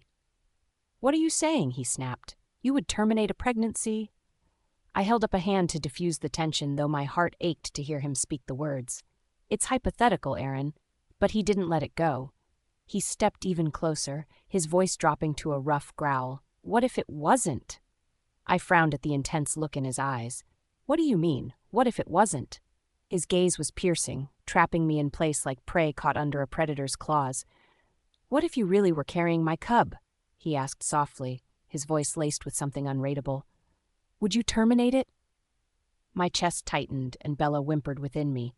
The pain and longing in her voice mirrored my own, but I swallowed hard, forcing the words out. They felt like sharp knives cutting through me. "I suppose so," I said flatly, trying to sound unaffected. Aaron's expression darkened with a mix of emotions, though he said nothing. I took a deep breath, sealing the wound I just inflicted on myself. "If I don't," I added bitterly, my voice softer now, "what about you and Caroline?" Aaron's POV. Her words froze me in place. For a moment, everything inside me went still. Logan, who moments ago had been roaring with protective rage, fell silent like a wounded creature.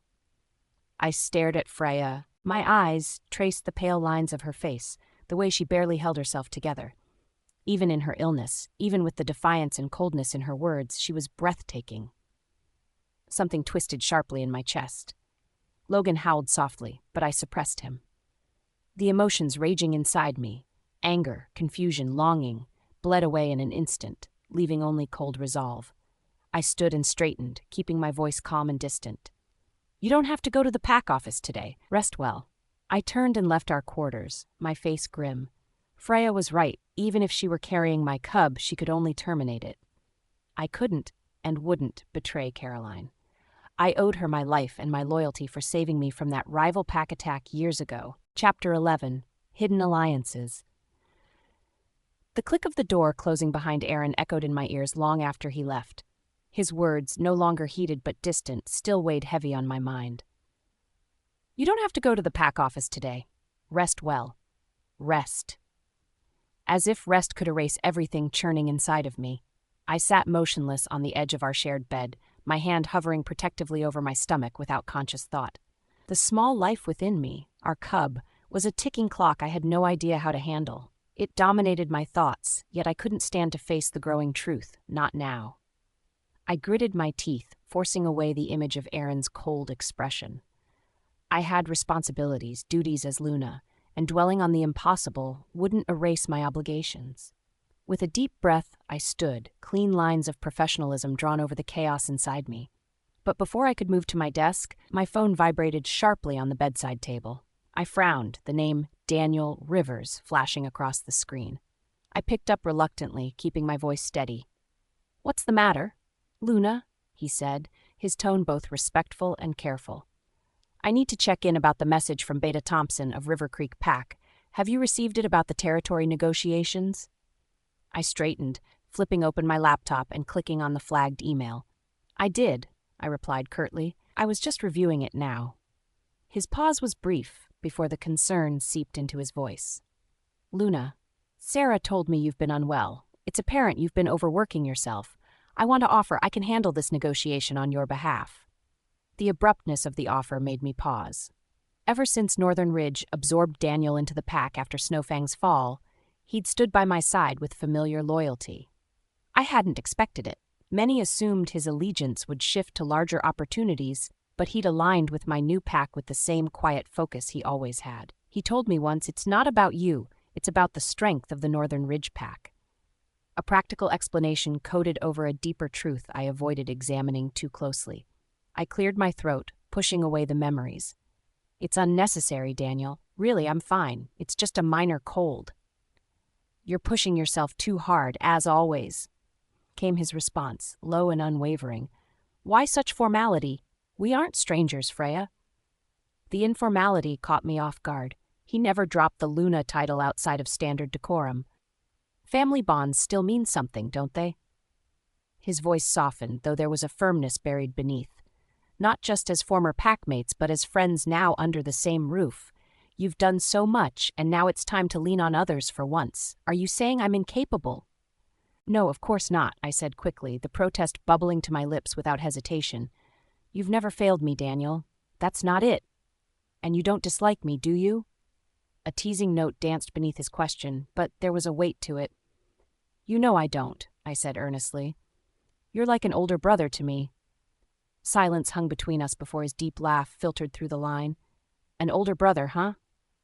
Daniel's demeanor shifted, lighter now but no less determined. "Even if that's the case, I still insist. You need rest, Freya.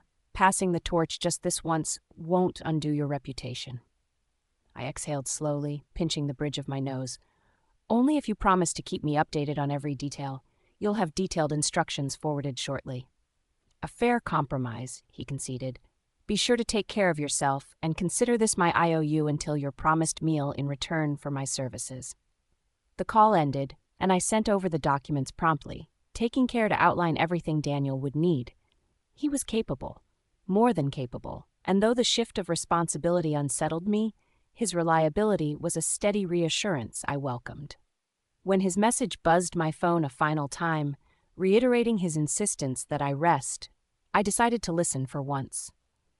Fatigue pressed at the edges of my mind, but it was nothing compared to the turmoil clawing within. My hand dropped instinctively over my abdomen again. "The cub." I closed my eyes, inhaling quietly but deeply. I needed guidance, a way to sort through the labyrinth of thoughts spiraling out of control. My phone was in my hand before I could stop myself, the number dialing the contact already etched intimately into memory. Emily Wright's voice answered cheerfully, breaking through the haze. "Freya? Did you miss me?" Her teasing lit a half-smile across my lips. "I need to meet," I said softly but urgently. "Are you busy?" Minutes later, the Birch Tree Cafe came into view on sleepy sidewalks cloaked under mid-morning fog. Emily barely sat before her bright demeanor faltered under my hesitant words. "I'm pregnant," I whispered, the weight of it tangible enough to shatter the cheerful energy. The clinking of her spoon halting against the rim of her teacup instantly drew nearby gazes. She flinched, lowering her voice as her verdant green eyes widened impossibly. "You're what?" "Pregnant," I repeated softly, tightening my coat around me as if the fabric could shield me from the gravity of saying it aloud. How did this? Wait! No, don't answer that. I know how it happened." Emily waved her hands as she sank into her seat, a mixture of shock and excitement dancing across her expression. "Is Aaron thrilled? Do the pack elders know? How's Bella handling this?" She fired question after question, leaning closer with an eager glint. For a moment her enthusiasm lightened the oppressive air hanging around me. Then her words grew more pointed. "But what about Aaron?" Emily prompted again. "He must be cautiously excited, or do you not know yet?" I stared blankly into the familiar herbal tea before me, watching the clouds of its heat fade slowly into the coolness of the room. "You don't plan to tell him?" The realization dawned across her expression quickly. "Freya, what are you thinking?" Drawing a shaking breath, I inhaled slowly, carefully allowing the words to slide past my guarded throat. I'm not keeping it. Her spoon clattered audibly again, this time spilling sugar granules across the table between us. I'm sorry, what? I've already decided. I can't. Not with. Not with what? Emily's voice grew sharper, brimming now with disbelief and urgency. Freya, you've been mates for years now. As much as Aaron's cold-hearted ways drive me crazy, he does care for you, whether he shows it or not. Emily? No. Her voice cut firmly through my weak protest. You don't have a say like that without telling him first. Tears sung bitterly in my chest, though I swallowed them down with sharp resolve. Emily's face softened when she caught the storm flickering across my pale expression. You've been through so much already, I won't deny that, she spoke gently, though her conviction never faltered. But Freya, this is huge. It's not just about you anymore. If you go through with anything before talking, he's still Logan's alpha, Luna or not, backlash. As her voice swept forward, I stilled it finally with the quiet truth. Caroline is back. Chapter 12. A Desperate Decision. Emily's face went pale. She set her coffee cup down so hard that it rattled against the saucer. The shock in her expression almost made me look away. Caroline? She whispered harshly, eyes wide. You mean the Caroline? The one who saved Aaron's life? She's back? I nodded, unable to meet her gaze. My hands gripped the edge of my teacup, keeping my focus on the small chipped rim rather than the reality of her disbelief. Emily's lip curled slightly. Of course. That explains so much. She's the reason, isn't she? That's why you're even thinking about terminating your cub. I flinched. The word terminating hit like a slap, sharp and unforgiving. Emily, keep your voice down, I muttered, stealing a glance around the cafe. The last thing I needed was curious wolves overhearing this conversation. Emily leaned closer across the table, her voice lower but filled with simmering anger. I don't care if the next table hears me. Freya, you're carrying Aaron's cub, his heir. Do you realize how insane this sounds? How could you? Because I have no choice, I snapped, more sharply than I intended. My voice cracked at the end, exposing my raw emotions. My stomach twisted as I saw her confused and pained expression. I don't want to talk about this here. Emily sat back in her chair, narrowing her eyes at me. You don't want to talk, but you're making the biggest mistake of your life. Were you even going to tell Aaron? Or are you just planning to... Stop, I cut her off, closing my eyes. My shoulders sagged as the weight of everything pressed harder on me. I already know what he'll say, Emily. You don't know that, Emily argued, her voice softening slightly. There was still anger there, but it was tempered now by concern. You're assuming he'd want you to get rid of it. But have you really asked him? I shook my head. The memory of Aaron's reaction during our earlier conversation was still fresh in my mind. I asked him, hypothetically. He didn't exactly say the words, but trust me, Emily, he wouldn't be happy. Emily pressed her hands against the table, leaning in again. He wouldn't be happy with something hypothetical. That doesn't mean he wouldn't feel differently if he knew. Freya, I've known you for years, and I've seen the way Aaron looks at you sometimes. Maybe he doesn't realize it, but you mean more to him than you think. My chest tightened painfully. You didn't see his face, I said quietly. He looked, relieved that it wasn't real. Emily stared at me for a long time, disbelief mixed with frustration. She shook her head, her short curls bouncing slightly. That doesn't sound like the Aaron I know, and it definitely doesn't sound like his wolf. Doesn't Logan adore you? I hesitated but nodded briefly. Aaron's wolf, Logan, was possessive and protective of me, something I couldn't deny even when Aaron's human side seemed distant or cold. But wolves weren't human. Logan's instincts didn't erase Aaron's loyalty to Caroline. Logan doesn't decide everything, I said finally, my voice brittle. Aaron's human side still has a say, and his heart has always been with Caroline. Emily groaned softly, rubbing her temples as if she was the one dealing with the impossible. So that's it? You're just going to give up? Freya, that's not the wolf I grew up with. I bit my lip, trying and failing to hold back the overwhelming emotions swirling inside me. Do you know what the pack will say about this? About Aaron? Emily continued, her voice rising slightly again. If you don't tell him now, and he finds out later, Freya, you're not just risking your mate bond, you're risking everything. Tears stung my eyes, but I blinked them away fiercely. If I tell him, he'll hate me. At least if I stay quiet, we'll be able to end the mate bond quietly. We'll still have our friendship. Emily's eyebrows shot up. She looked at me like I'd just said something completely insane. Friendship, she said, her voice dripping with disbelief. Freya, this man is your mate, and now you're carrying his cub. You think you can just stay friends? How do you think that's going to work when the cub arrives and looks just like him? Her words struck at every fear I'd buried deep inside me, but I couldn't bring myself to respond, to tell her that I wasn't even sure I'd carry the cub to term. That decision wasn't entirely mine to make. Emily leaned back slightly, her frustration heavy in her sigh. You've always been strong, Freya, she said, more softly now. You've stood up to harder things than this. Why won't you fight for what matters? I looked at her, trying to understand her certainty, her belief in something I'd nearly given up on. Aaron doesn't love me, Emily. He's told me as much. My place in his life, it's nothing compared to Caroline's. Then make him see you, Emily said simply, her tone unwavering. Because at the end of the day, this isn't just about you or him, it's about the cub. I glanced down at my hands, my thumb brushing against the table's wooden grain. My chest ached as Bella whimpered inside me, urging me to listen to Emily's words. To her, this wasn't a choice. It was a responsibility we both shared. Eventually, everyone will know, Emily added after a pause. The pack, the elders, even Caroline. The longer you wait, the worse this'll get. The cafe fell silent between us as I absorbed the weight of her words. My head felt heavy, my thoughts colliding painfully with one another. Emily was right. As much as I didn't want to admit it, she was right. Even wolves must fight for their happiness, Emily said finally, breaking the lingering pause. She placed a hand on mine, squeezing firmly. You might not think you can win, but you won't know if you don't try. Aaron deserves to know, and so does your cub. When we said our goodbyes outside the cafe, the air felt colder. My steps were heavy as I made my way back to the pack house. Emily's words rang in my head with every step. Even wolves must fight for their happiness. Her conviction made me feel even smaller. Somewhere deep down, some part of me wanted to believe her.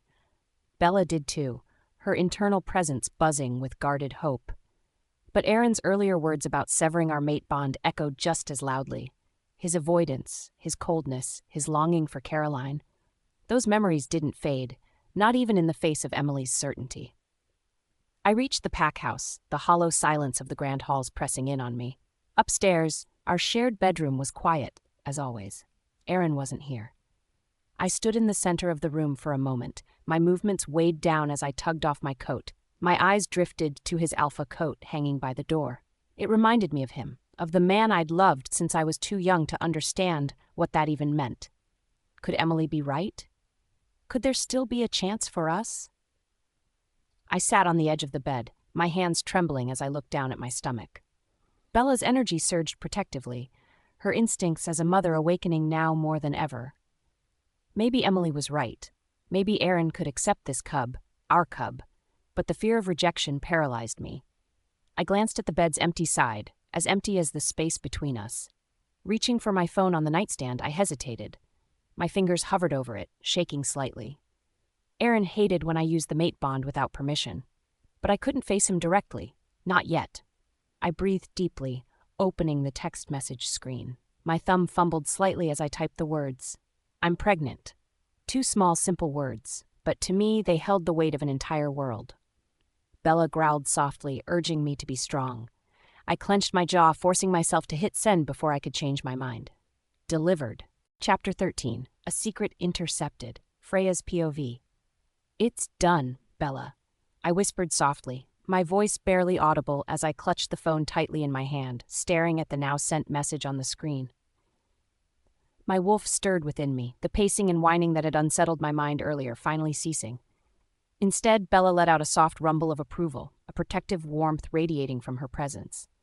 I exhaled shakily and placed the phone back on the bedside table.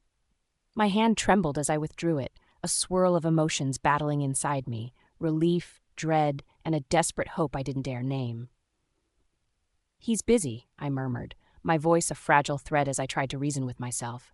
Aaron was likely tied up with pack business in his office, poring over territory reports or outlining patrol routes. He'll reply when he sees it, I told Bella, but the reassurance felt hollow, even as I said it. Bella didn't argue this time. Instead, she settled down quietly within me, her essence curling protectively around the cub beneath my heart. The room seemed too quiet now, the emptiness pressing down on me like a heavy weight. My fingers gravitated toward my abdomen as if seeking solace in the little life growing inside me. A spark of calmness seeped through my weary body. Whether or not Aaron responded right away didn't matter at this moment. I had taken a step forward, for myself, for my cub, for us. Rest. I whispered faintly to both Bella and the cub. Leaning back against the pillows, I closed my eyes, willing the unease from my trembling limbs. Bella's presence reassured me as I slipped into a light, tentative sleep. Caroline's POV. The morning sunlight poured in through the office window, highlighting the neat rows of files and papers strewn across Aaron's desk.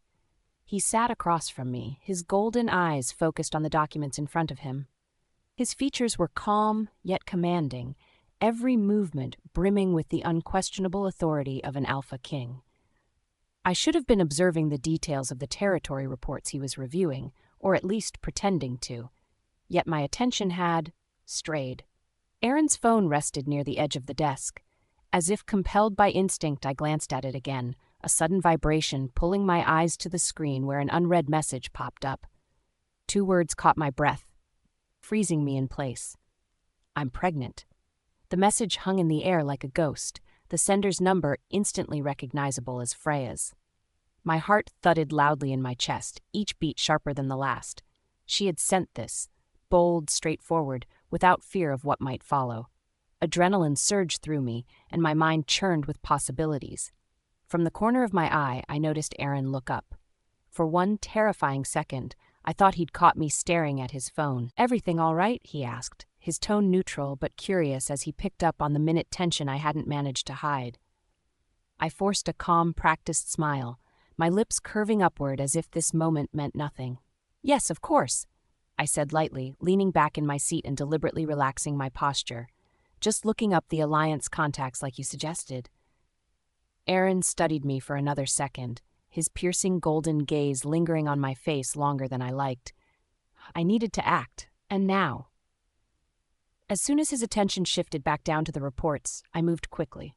My fingers curled around his phone, my grip steady, even though my heart raced wildly. I opened the message once more, the bold letters cutting like a knife. I deleted it without hesitation. My wolf bristled uneasily within me, a low growl of warning reverberating in my mind. Was this Freya's attempt to strengthen her position as Luna? Did she think carrying Aaron's cub would somehow shield her from the inevitable? "Bella's too clever for her own good," I muttered under my breath, dismissing any traces of doubt. I placed the phone back on the desk gently, masking the urgency in my movements. When Aaron's focus lifted again, I smiled, casual and confident. "Thank you for letting me use your phone," I said, adding an extra layer of gratitude to my tone. To anyone else, it would have sounded natural. Warm, even. But I was fishing. Aaron raised an eyebrow, his features softening slightly as he met my gaze.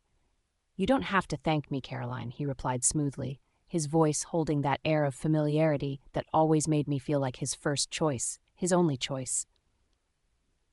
"You're usually so careful about your phone," I probed gently, letting a small laugh accompany my words. "I'm surprised you let me near it." He smiled faintly, leaning back in his chair as he stretched his shoulders. "You're different, Caroline. You know that." His words should have been reassuring, yet an ugly gash of guilt tore through my chest instead. "You've given me more trust than I deserve, Aaron," I managed softly, my wolf flinching inside me. Aaron leaned forward again, his tone filled with appreciation. "I'll always trust you. You saved my life, Caroline. I owe you everything." Cold, sharp guilt pierced me again, stealing my breath for a moment. The truth of it all, the details locked away in the recesses of my mind, mocked me. When that rival pack attacked Aaron all those years ago, I hadn't saved him. I hadn't done anything. I had been powerless, frozen in fear, unable to move. It had been another young wolf who'd charged into the chaos, fighting fiercely to protect Aaron and help him escape. Aaron never learned the truth. "I'll always be grateful for what you did that night," he continued, his voice steady and full of sincerity. I felt my shoulders stiffen imperceptibly, my mask threatening to under the weight of his words. It was suffocating to hear him recount that night again and again, as if clinging to a lie that had somehow brought us closer. "Caroline?"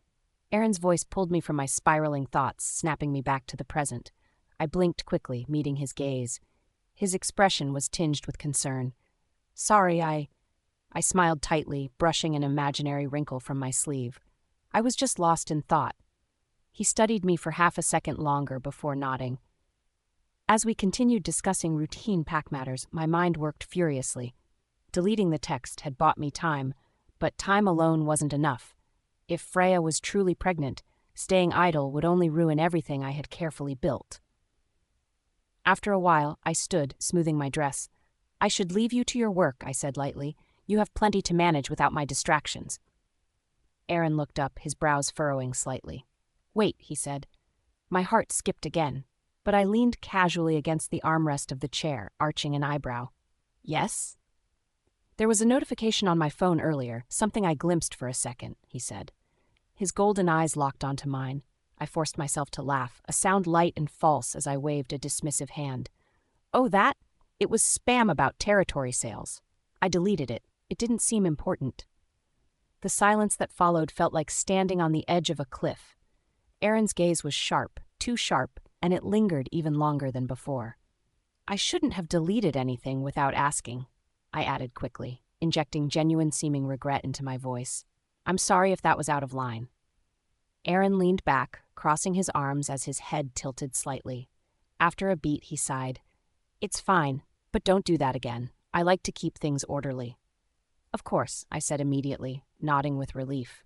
The atmosphere between our wolves grew tense, Logan watching me closely through Aaron's unwavering stare. Forcing myself to remain calm, I reminded myself I had no reason to falter. Aaron finally pressed the intercom on his desk. "Beta Wilson will escort you back to Redwood Territory." The elevator ride down felt like an eternity. My mind raced as I clenched my fists, the sharp sting of my nails grounding me. Aaron's reaction to the deleted message had unsettled me far more than I wanted to admit. Did it mean something? His tone earlier, the weight of his gaze as he brought it up, it all felt heavier than necessary for spam. Despite his words, a flicker of doubt lingered, a flicker I couldn't afford to allow. As much as I hated acknowledging it, my position with Aaron wasn't as secure as it once seemed. Even as his savior, my presence now felt less permanent with every passing day. No, I told myself firmly. Freya's text was meaningless now. It had been wiped clean, unseen, unheard. But the nagging tug in the back of my mind warned me otherwise. Texts could be rewritten, messages could be sent again. I needed to act. Deleting one message wouldn't be enough. Those 2 words, "I'm pregnant," were like a storm cloud on the horizon. If I didn't secure my place with Aaron soon, that storm would come crashing down around us all. Chapter 14, Silence and Schemes, Freya's POV. The room was quiet, too quiet. Except for the soft ticking of the clock on the wall, nothing moved. I sat on the edge of the bed, my phone clutched in my hands, staring at the last message on the screen. "I'm pregnant." The words glared back at me, as if mocking my foolishness. Aaron's silence was deafening. Each minute that passed made my chest tighten, the weight unbearable. Bella, my wolf, growled restlessly inside me, pacing and circling. Her usual calm, protective nature had been replaced with frustration. "Why doesn't he reply?" Bella's voice echoed in my head, low but accusing. I let out a shaky breath, trying to reason with her. "He might be busy with pack matters," I whispered aloud, though the explanation felt hollow. Aaron had always found time to respond to messages whenever it involved pack duties. This wasn't about the pack. This was about us, about the cub. And yet, silence. Bella didn't respond to my attempt at soothing her. Instead, she growled again, louder this time. Her unrest only amplified my own fears. I kept staring at the phone, as if willing it to buzz. But the minutes stretched into hours, and nothing happened. Dusk fell outside the window, painting the skies in shades of orange and purple. The colors faded as night began to blanket the world, yet my phone remained painfully silent. I hadn't moved from my spot on the bed, too exhausted to do anything but wait. My heart ached more with each passing hour. Finally, a notification lit up my screen. My hands shook as I picked up the phone, my breath hitching. But it wasn't Aaron. It was Emily. "Did you tell him?" her message read. A bitter laugh escaped my lips before I could stop it. Emily's concern only made the reality of my situation hit harder. I dropped the phone back onto the bed, my fingers trembling. "You knew," I thought to myself. "You knew he wouldn't say anything, but you still hoped." Aaron's silence felt louder than any words could have. My chest tightened, a knot of emotions tangling inside me. I couldn't stop the questions racing through my mind. Where is he? Who is he with? Is he with her? Did he tell Caroline? The thought of Caroline made my stomach churn. I could already imagine her reaction if she found out. She would smirk, her perfect lips curling into a mocking smile. She'd pity me, calling my pregnancy a desperate attempt to keep Aaron's attention. That image alone made Bella snarl, a sound so sharp it made me jump. I exhaled shakily, my resolve crumbling. My wolf, my cub, and we were all alone in this suffocating silence. The emptiness of the room mirrored the hollowness I felt inside. That night, I barely ate. Every bite of food tasted like ash, my appetite lost to the constant turmoil in my head. By 9 o'clock, I had grown tired of waiting and watching the phone. I forced myself to leave the room, desperate for a change of pace, though my legs felt heavy with every step. Downstairs, the lights were dimmed, granting the pack house a rare sense of peace. The comforting hum of activity during the day was replaced by an eerie stillness. I walked into the kitchen, where Martha Wilson, the pack house manager, was overseeing staff as they cleaned up from dinner service. She spotted me immediately, her sharp eyes softening when they landed on my face. "Luna, you're up," she said kindly, walking toward me. "Are you feeling any better? You still look tired." I forced a thin smile. "I'm fine," I said, though my voice lacked conviction. Martha hesitated, her gaze lingering on me. It was clear she didn't believe me, but thankfully she didn't press further. Instead, she folded her hands and straightened her posture. "Oh, before I forget, James Morrison called earlier. He said Alpha Aaron won't be returning tonight. He's handling important pack matters." Her tone was apologetic, as if she could sense how those words would sting.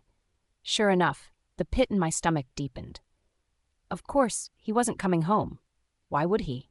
Even after I told him the most life-changing news, I meant nothing more than just another obligation to him. My throat tightened, but I nodded faintly, trying to keep my expression neutral. "Thank you, Martha. I understand." I replied softly. I didn't want her or the staff to see how deeply those words hurt me. Without waiting for more small talk, I turned to head back to the sanctuary of my room. But before I could take more than 3 steps, my phone buzzed in my hand. My heart jumped, hope surging for the briefest moment. Aaron. Maybe it was finally Aaron. I answered quickly. "Hello?" But the voice on the other end wasn't his. It was her. Caroline.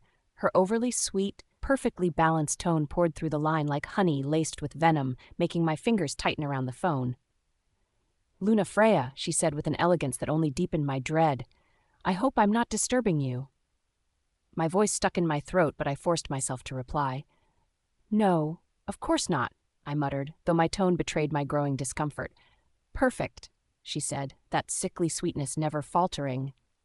"I just wanted to pass along a quick message from Alpha Aaron. He asked me to let you know that he won't be home tonight. Important matters, you know. He thought you might still be resting and didn't want to disturb you himself." I froze, her words slicing through my composure like a blade. He asked her to call me. Of all the wolves in his life, Beta James, Daniel, anyone, he asked her. Bella howled fiercely in my mind, her frustration mirroring the storm of emotions in my chest. My lips quivered as I struggled to respond. "Okay," I finally whispered, my voice barely audible. "Oh, and do rest well," Caroline added, her tone faintly dripping with sarcasm. "The pack needs you healthy." I didn't reply. I didn't trust myself to say anything more. Instead, I ended the call abruptly, cutting her off mid-sentence. My hands trembled as I set the phone back down, my breathing uneven. Caroline's voice still echoed in my head. Her concern, her perfect delivery. She handled Aaron's words like they were her own, as if she had the right to act as his messenger. As if she were already the Luna. My knees felt weak, and I leaned against the wall, my chest heaving as nausea bubbled in my stomach. Bella cried softly inside me, consumed by helplessness. I wanted to scream, to lash out, but I was too drained to do anything.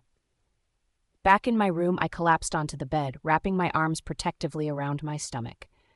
The weight of the day had drained every ounce of strength I had left.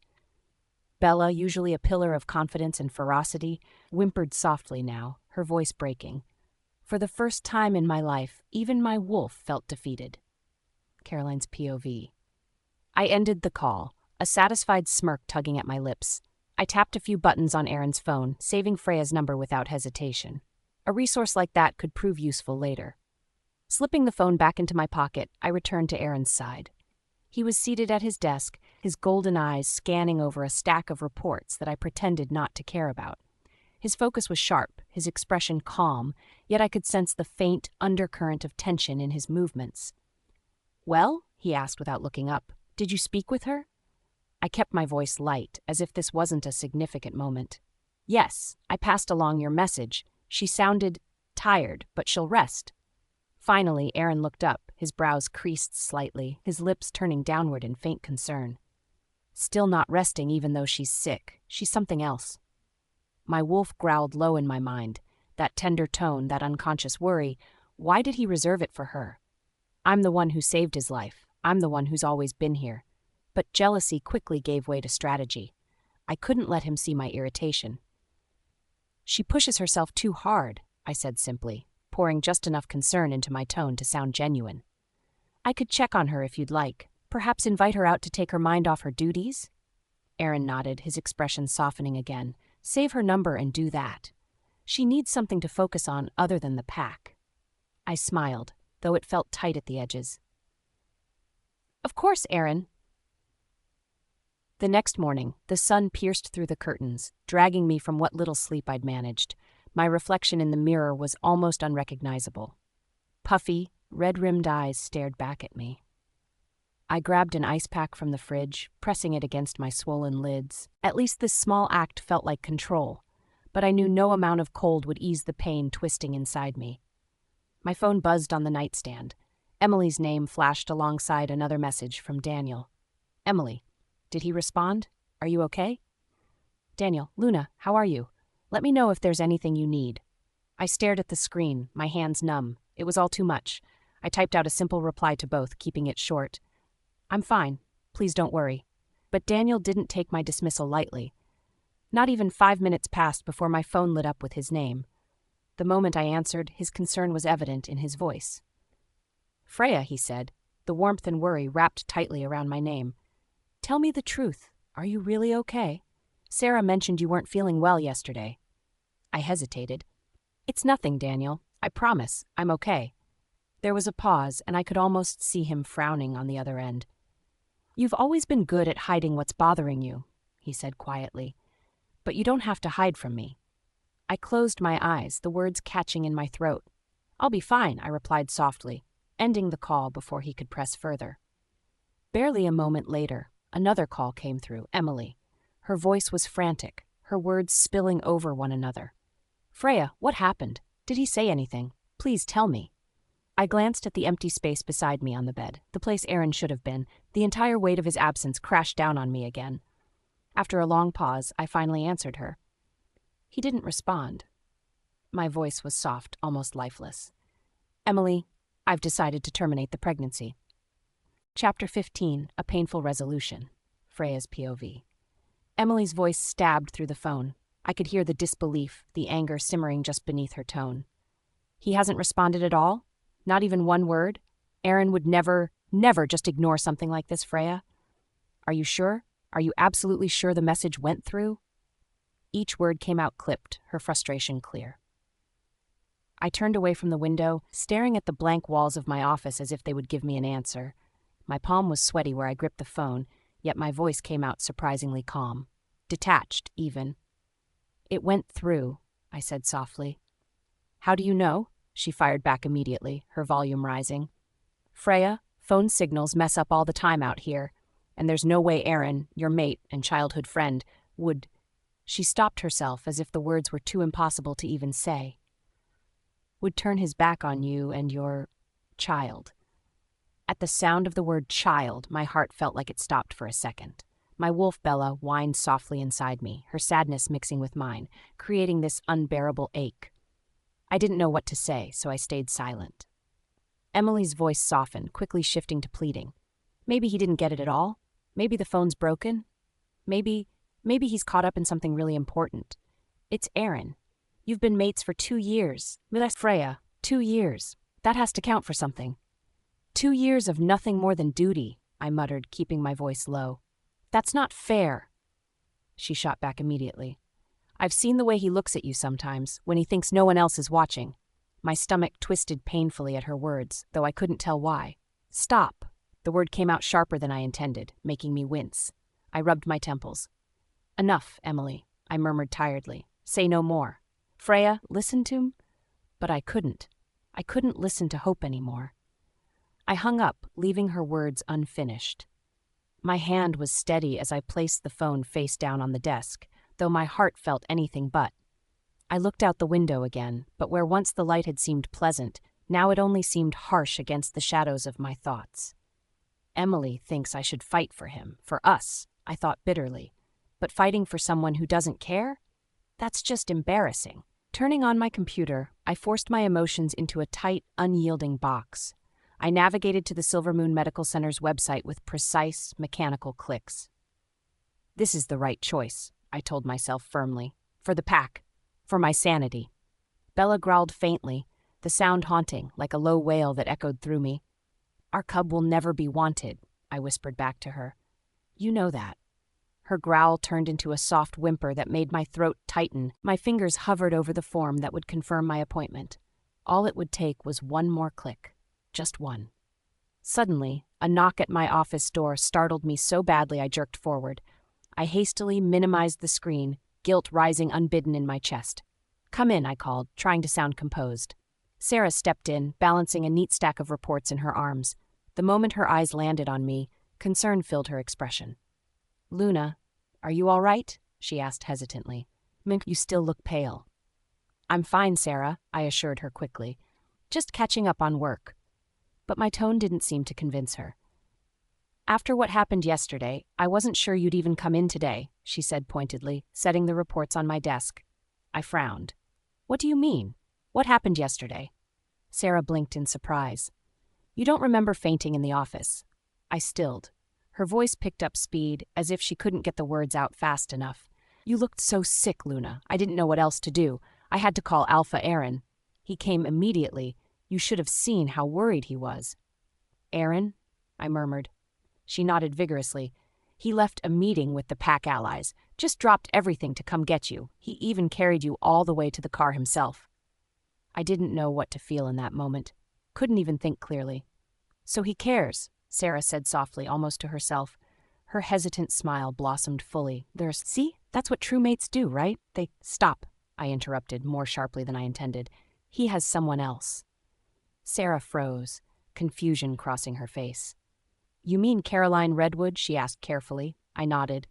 Her earlier light faded like a candle snuffed out.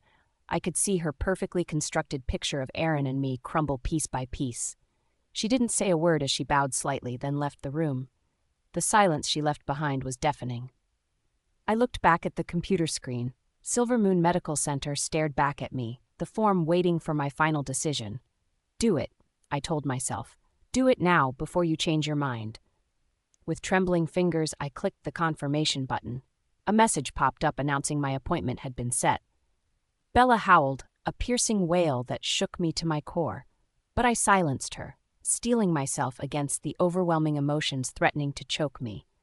I needed a distraction. When Daniel Rivers texted inviting me to lunch, it felt like a lifeline I didn't know I needed. I accepted immediately. After wrapping up my morning duties, I made my way downstairs to wait for him. The cool air steadied me somewhat, though I couldn't shake the weight in my chest. Just as I stepped outside, a sleek black SUV pulled up to the building's entrance. My pulse quickened against my will.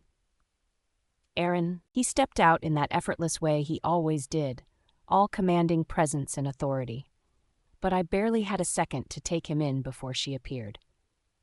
Caroline Redwood.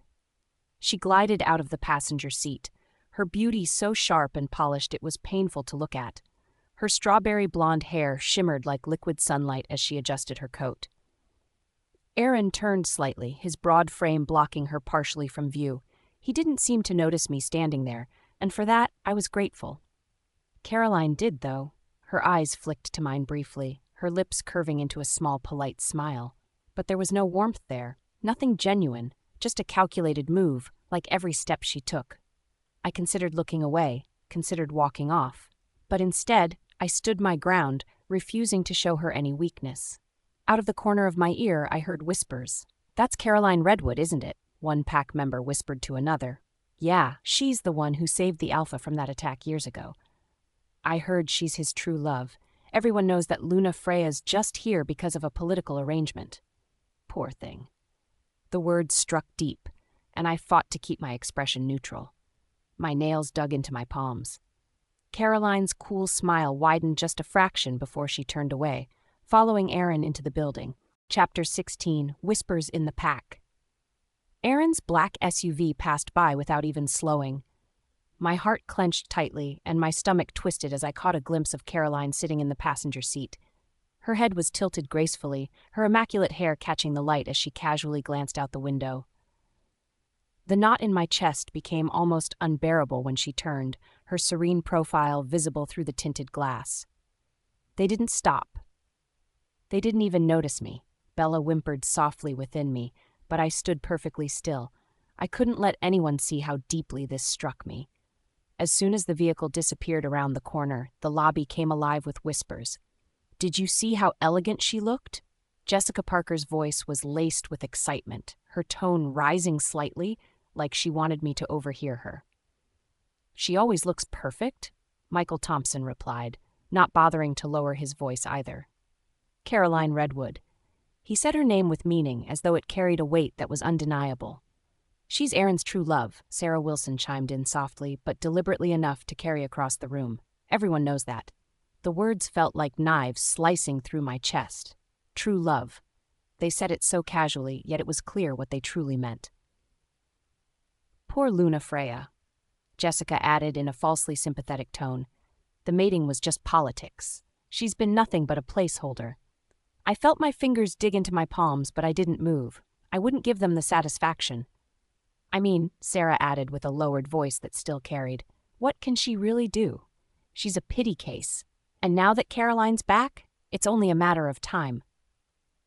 Bella growled quietly in my mind, urging me to say something, to shut them down. But I breathed deeply and kept my face calm. Just as the tension in my chest reached its peak, a familiar silver car pulled up to the entrance. Relief coursed through me when Daniel Rivers emerged from the driver's side. "Luna," he called, his dark eyes scanning me with concern. I squared my shoulders and walked toward him, tuning out the rest of the murmurs behind me. As I stepped into Daniel's car, I couldn't stop overhearing one last conversation. "She didn't even react," Jessica said with a snicker. "Maybe she knows it's useless to fight," Michael replied.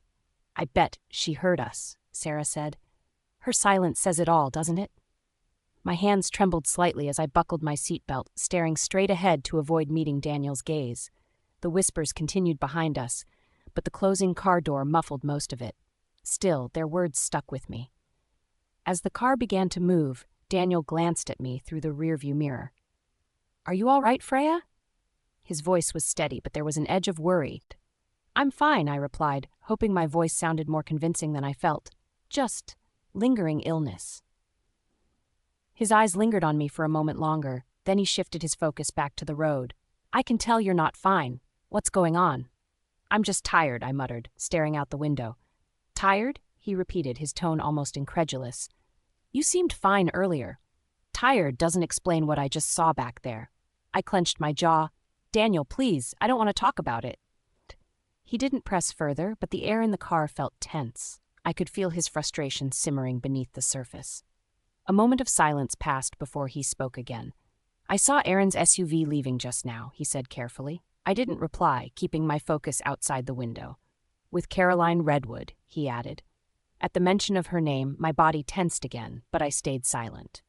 Daniel noticed. "You met her," he said, his voice firm. "Yes," I admitted after a pause, still staring outside. "I met her yesterday." He frowned. "What do you think of her?" I turned my head slightly toward him, my expression guarded. "Why does it matter?" "It matters," he said sharply, because I don't trust her, and I don't trust Aaron either. Hearing his blunt words made my chest tighten. Aaron is my mate, I said softly. Regardless of what you think, you should respect that. Daniel scoffed. Mate? Freya, your mating to him has brought you nothing but pain. You deserve better. I stayed silent, gripping my hands tightly in my lap to keep my emotions in check. He sighed heavily, his tone softening. I'm only saying this because I care about you. The car pulled into the restaurant's parking lot, bringing an end to the tense conversation. I stepped out quietly, grateful for the reprieve from his probing questions. Inside the restaurant, we sat across from each other in a quiet corner booth. Daniel ordered for both of us, insisting that I needed something nourishing. I let him. The truth was, I didn't have much of an appetite. My mind kept wandering back to the whispers at the pack headquarters, the cutting words about being a placeholder. As our food arrived, Daniel excused himself, leaving me alone at the table. I peered down at the untouched plate of salad in front of me, my fork lying idle. When he returned, he held a small paper bag. Healing herbs, he explained, placing it gently on the table. They'll help with whatever has been making you sick. The thoughtful gesture made my throat tighten. Tears threatened to rise, but I blinked them away. Thank you, I whispered, my fingers brushing over the bag. He smiled faintly, but didn't say anything for a moment. His expression, however, remained serious. Freya, he began again, about Caroline. I shook my head and cut him off. There's nothing to discuss. Don't do that, he said sharply. Don't avoid the topic. I know you've been pretending it doesn't bother you, but it does. My hands froze on the table. What are you trying to say? What I'm trying to say, he said, his voice rising slightly, is that Aaron is parading her around as if she's already taken your place. That's not fair, I snapped, my frustration boiling over. Isn't it?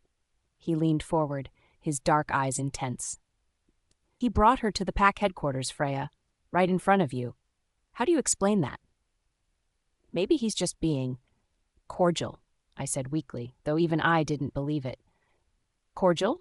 Daniel repeated, his tone incredulous. Do you even hear yourself? This isn't about cordiality. This is about respect. Aaron has none for you, and everyone knows it. I looked away, my eyes stinging. Freya, he continued more softly, I overheard the pack members talking. They're saying things about you and Caroline. They're waiting for the announcement of your severed bond like it's inevitable.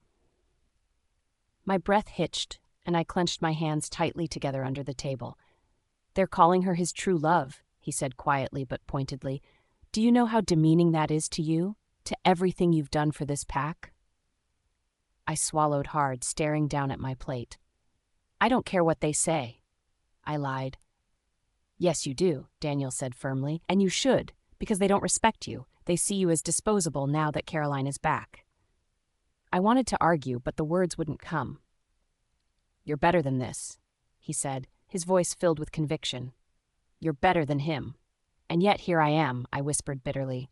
We sat in silence for a moment, the weight of his words pressing down on me. His concern was genuine, but it was suffocating nonetheless. Daniel sighed deeply, running a hand through his hair. Now with Freya, when did you start feeling sick? I stiffened, my heart lurching. It doesn't matter. It started when Caroline came back, didn't it? He pressed. I met his gaze, my face carefully composed despite the storm raging inside me. No, it has nothing to do with her. Chapter 17. Protective Instincts. I watched Freya from across the restaurant table. Her face was calm, but her eyes told a different story. The strain, the quiet exhaustion, they were glaringly obvious to me. Even now, her natural beauty couldn't be hidden by the minimal makeup. I couldn't help but notice how the sunlight from the window highlighted the softness of her features. But beneath that elegance, there was something else, pain she was trying to hide. She always did that, always kept it inside. You've barely touched your food, I finally said, breaking the silence. I gestured lightly to her plate. You should eat, Freya. You need your strength. She gave me a small smile, but it didn't reach her eyes. I'm not very hungry, she said softly. Her voice was tired, almost detached. I paused, gripping my water glass. I hated seeing her like this. It gnawed at the edges of my focus, bringing back old memories I'd tried to bury. The downfall of the Snowfang pack was still fresh in my mind, even years later. I remembered how powerless I had felt then. everything crumbling around us, and we couldn't stop it. Pack alliances dissolved, rivals took advantage, and the mighty Snowfang lineage became nothing but whispers in the wind. "You look even more tired than usual," I said carefully, watching for her response. "Why not tell me what's really going on?" She averted her gaze, focusing on her cup of untouched tea. "There's nothing to tell. I've just been busy." Busy. That was her excuse for everything, even now, just like back then. Images from back then clashed into my thoughts. I clenched my teeth as memories filled my mind, bitter memories, like when I found her cornered in the ruins of the Snowfang estate. Beta Thompson of the River Creek Pack was there, holding her by the arm like she was some prize to claim. His face was smug, laced with cruelty. "Think about it, Princess," he had said, his voice oozing with mockery. "If you offer yourself willingly, maybe we'll help your pack. Otherwise, you should kiss that territory goodbye." I could still hear his laughter as his subordinates jeered. My wolf had wanted to leap forward, rip them apart, but I hadn't been strong enough. I wasn't an alpha. I wasn't powerful enough to stand up to them. All I could do was watch them humiliate her until Aaron arrived. Aaron, always commanding, always larger than life. He'd stormed in like a predator unleashed, his alpha dominance sweeping through the room. Thompson hadn't even had time to react before Aaron had him by the throat. The scene had been over in seconds. No rivals dared to stay when Aaron Steele entered the picture. After that, Aaron claimed her, declared her as his mate. I'd been relieved that she was safe, yet that relief was tinged with bitterness. He had the power to stand at her side, and I didn't. Now, years later, here we were, and once again Aaron's actions or inactions were breaking her. I wasn't alpha, but maybe I could protect her in ways Aaron seemed incapable of. "Daniel," Freya said gently, pulling me out of my thoughts. "You're staring again." I blinked, forcing a smile. "Just thinking," I said lightly. Her lips quirked, but it wasn't a real smile. "About work, I assume," she said softly. "I was thinking about you," I admitted. Her gaze flickered to mine sharply. "I'm fine," she said quickly. Her walls came up in an instant. "You don't need to worry about me." But how could I not? I watched how she held herself. Her hands were tense, even as she tried to keep still. I could sense the turmoil churning inside her, but she wouldn't let me in. She never let anyone see the cracks. "Freya," I said evenly, "you know I'd help if you needed me to, right?" Her brows furrowed, but she kept her voice polite. "Thank you, Daniel. But I handle things my way." I nodded slowly, though it killed me to do so. I wouldn't push her. Not now. But I'd be damned if I stood by and did nothing. We arrived back at headquarters in silence. I couldn't shake the discomfort in my chest after lunch. Daniel always managed to pry deeper than I wanted him to. As we stepped out of the elevator, I glanced toward Aaron's office wing. "He shouldn't be in his office now," I mumbled mostly to myself. Daniel caught my words quickly. "Why not?" he asked, his curiosity plain. "He usually takes a walk after lunch," I explained. "It's part of his routine." The statement came out more bitter than I intended. Daniel gave me an unreadable look as we headed toward my office. He pushed open the door, and as usual, Sarah Cooper was already inside. She greeted us with her usual bright smile. "Luna, Beta Rivers, would you like coffee?" she asked warmly. I already told her I don't want it. I cut in before Daniel could answer. Sarah hesitated, sensing my foul mood, but Daniel responded smoothly. "Coffee would be wonderful, Sarah. Thank you." The room fell silent as she placed the tray on the desk. Daniel leaned back slightly in his chair, studying her. "Sarah," he began conversationally, "you spend a lot of time bringing things to this floor. Have you noticed Alpha Aaron visiting Luna's office more frequently?" Sarah blinked, caught off guard by the question. She began hesitantly. "The Alpha only comes occasionally, sir. I wouldn't really know." "And when he does come," Daniel persisted, his tone even, "is he usually alone?" Sarah glanced at me nervously, but I didn't say anything. I just sat stiffly at the desk. "I don't really notice those details," she said eventually, looking anywhere but at him. Daniel hummed thoughtfully, clearly not convinced but unwilling to press further. "Thank you, Sarah," he said simply. "Yes, of course," she mumbled, quickly excusing herself from the room. Once the door shut, I glared at Daniel. "What was that about?" I demanded. He shrugged casually. "Just curious. About my office? Or about Aaron?" I couldn't hide the sharpness in my voice. Both, he admitted without hesitation. You never seem to know where he is. Shouldn't a Luna know these things? I stared at him, my mouth opening and closing as I searched for a response. But I had nothing. Daniel stood abruptly. The lunch break is over. I need to see Aaron. Now? I asked, my heart tensing at the thought. I didn't want to face Aaron or Caroline, not today. Daniel paused at the door, giving me a pointed look. Come with me. I stiffened. I have work. You're his Luna, Daniel interrupted firmly. This concerns pack duties. You should be involved. I hesitated, Bella whining uneasily within me, but his stare didn't waver.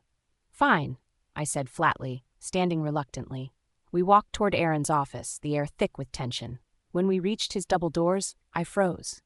What are you waiting for? Daniel asked, knocking firmly before I could object. Enter, Aaron's commanding voice rang out. I took a steadying breath and followed Daniel inside. The moment I stepped in, I felt the weight of Aaron's gaze. His golden wolf eyes locked on us, sharp and unyielding. He looked displeased. His wolf Logan stirred within him, sending chills down my spine. Daniel greeted him evenly, wasting no time launching into the territory report. Meanwhile, I stood silently watching. My throat tightened as I took in Aaron's demeanor. He was all Alpha King now, cold, detached, terrifying in his authority. Nothing like the boy I had grown up with. Nothing like the man I thought I knew. But what hurt most was the way his gaze lingered on me. Not with warmth or recognition, but with something frostier. Something that made Bella huddle deep within me, whimpering. Chapter 18, Confrontations and Commands. Aaron's golden wolf eyes pinned me as I stood in his office. The displeasure was clear, even in the way he tapped his fingers on the desk. His gaze had a weight that made my chest tighten. Bella stirred uneasily inside me, but she stayed quiet for once. I couldn't stop thinking about seeing him with Caroline earlier. Her presence had put me on edge, even though she wasn't here now. Where had she gone? I wasn't sure why my thoughts wandered there, but Aaron's sharp knock on the desk had me jolting like a startled rabbit. His voice broke through the fog, clouding my mind. The territory report, Luna? He asked, his tone clipped and stern. His gaze didn't waver, and my wolf bristled faintly at the perceived challenge. Of course, Alpha, I replied quickly, forcing composure. I dove into my Luna duty report, focusing on the quarterly updates for the pack's finances and territory status. Every few minutes, my words faltered under the pressure of his steady gaze. His golden eyes glinted now and then, a warning sign when his wolf was near the surface. He said nothing throughout the report, though his expression remained stoic. It was unnerving, as it always was around him like this. This wasn't the boy I'd grown up with. This was the Alpha King, detached and intimidating. If he had seen my message about the cub, there was no sign of it, not even the flicker of recognition in his gaze. As the meeting drew to a close, Aaron shifted ever so slightly, hinting at dismissal. But before either of us could move, Daniel's voice broke the silence like thunder. Luna Freya, Daniel said smoothly, shall I pick you up tomorrow for lunch? We can continue discussing the territory negotiations. I froze. My hand tightened ever so slightly around the stack of papers I held. Aaron's eyes shot toward Daniel, his already tense demeanor tightening even further. For a moment there was silence, the air in the room thick with newfound tension. Daniel was unfazed. He waited expectantly, his calm demeanor an unspoken challenge. Finally, Aaron's voice cut through the atmosphere like the snap of a whip. Does the Alpha mind if I speak with his Luna? Daniel's words had that note of deliberate formality. Aaron's jaw tensed. Pack business is pack business, he stated coldly. Private matters are private matters. I see no need to discuss territory during lunch breaks. Daniel didn't so much as blink. Who says it has to be about business? Freya and I could have lunch for personal matters, Alpha. With that, Daniel turned and walked out of the room, his statement left to hang heavily in the space between Aaron and me. Aaron's wolf eyes darkened as his gaze snapped to mine. I swallowed hard, grounding myself as Bella stirred uneasily in my shadow. You went out with him today? His words came low and sharp, penetrating the fragile calm I was desperately trying to hold on to. Yes, I admitted, keeping my tone steady. For lunch, we discussed yesterday's territory updates. His shoulders seemed to relax a fraction at the mention of pack business. He leaned back slightly, though the storm in his eyes didn't entirely fade. Well, he said, his words slow and deliberate, designed to sting. How considerate of him. Taking my Luna to lunch. People might think I've been mistreating you. Before I could stop myself, the words slipped from my lips, my frustration bubbling past containment. Do you think you haven't mistreated me? The words hit the air like a physical blow, leaving us both stunned. For a split second, his expression was unreadable. Then his jaw tightened, and his wolf eyes seemed to glow faintly. In 2 strides, he closed the distance between us. Before I could react, I felt the cold wall press against my back. Aaron's hand found my neck, his fingers brushing deliberately against my mate mark. My breath caught as he leaned in closer, his voice low and husky with a predatory edge. How have I mistreated you, Freya? His breath ghosted against the sensitive skin of my ear. My heart pounded against my ribs as my thoughts spiraled. Bella growled faintly inside me, but her usual fierceness was dulled by the tension in the moment. My head spun.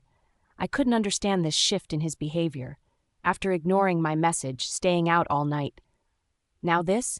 His lips brushed the edge of my cheek as his fingers pressed softly but firmly against the mate mark he'd given me 2 years ago, his touch claiming and almost possessive. I wanted to speak, to argue, to demand answers, but the words caught in my throat, tangled in fear. Did he read my message? Did he know about the cub? Would he punish me for hiding it? Would he demand I get rid of it? The thought alone made my chest tighten painfully. I couldn't bear to hear him say it. It's nothing, I said finally, forcing my voice to stay even.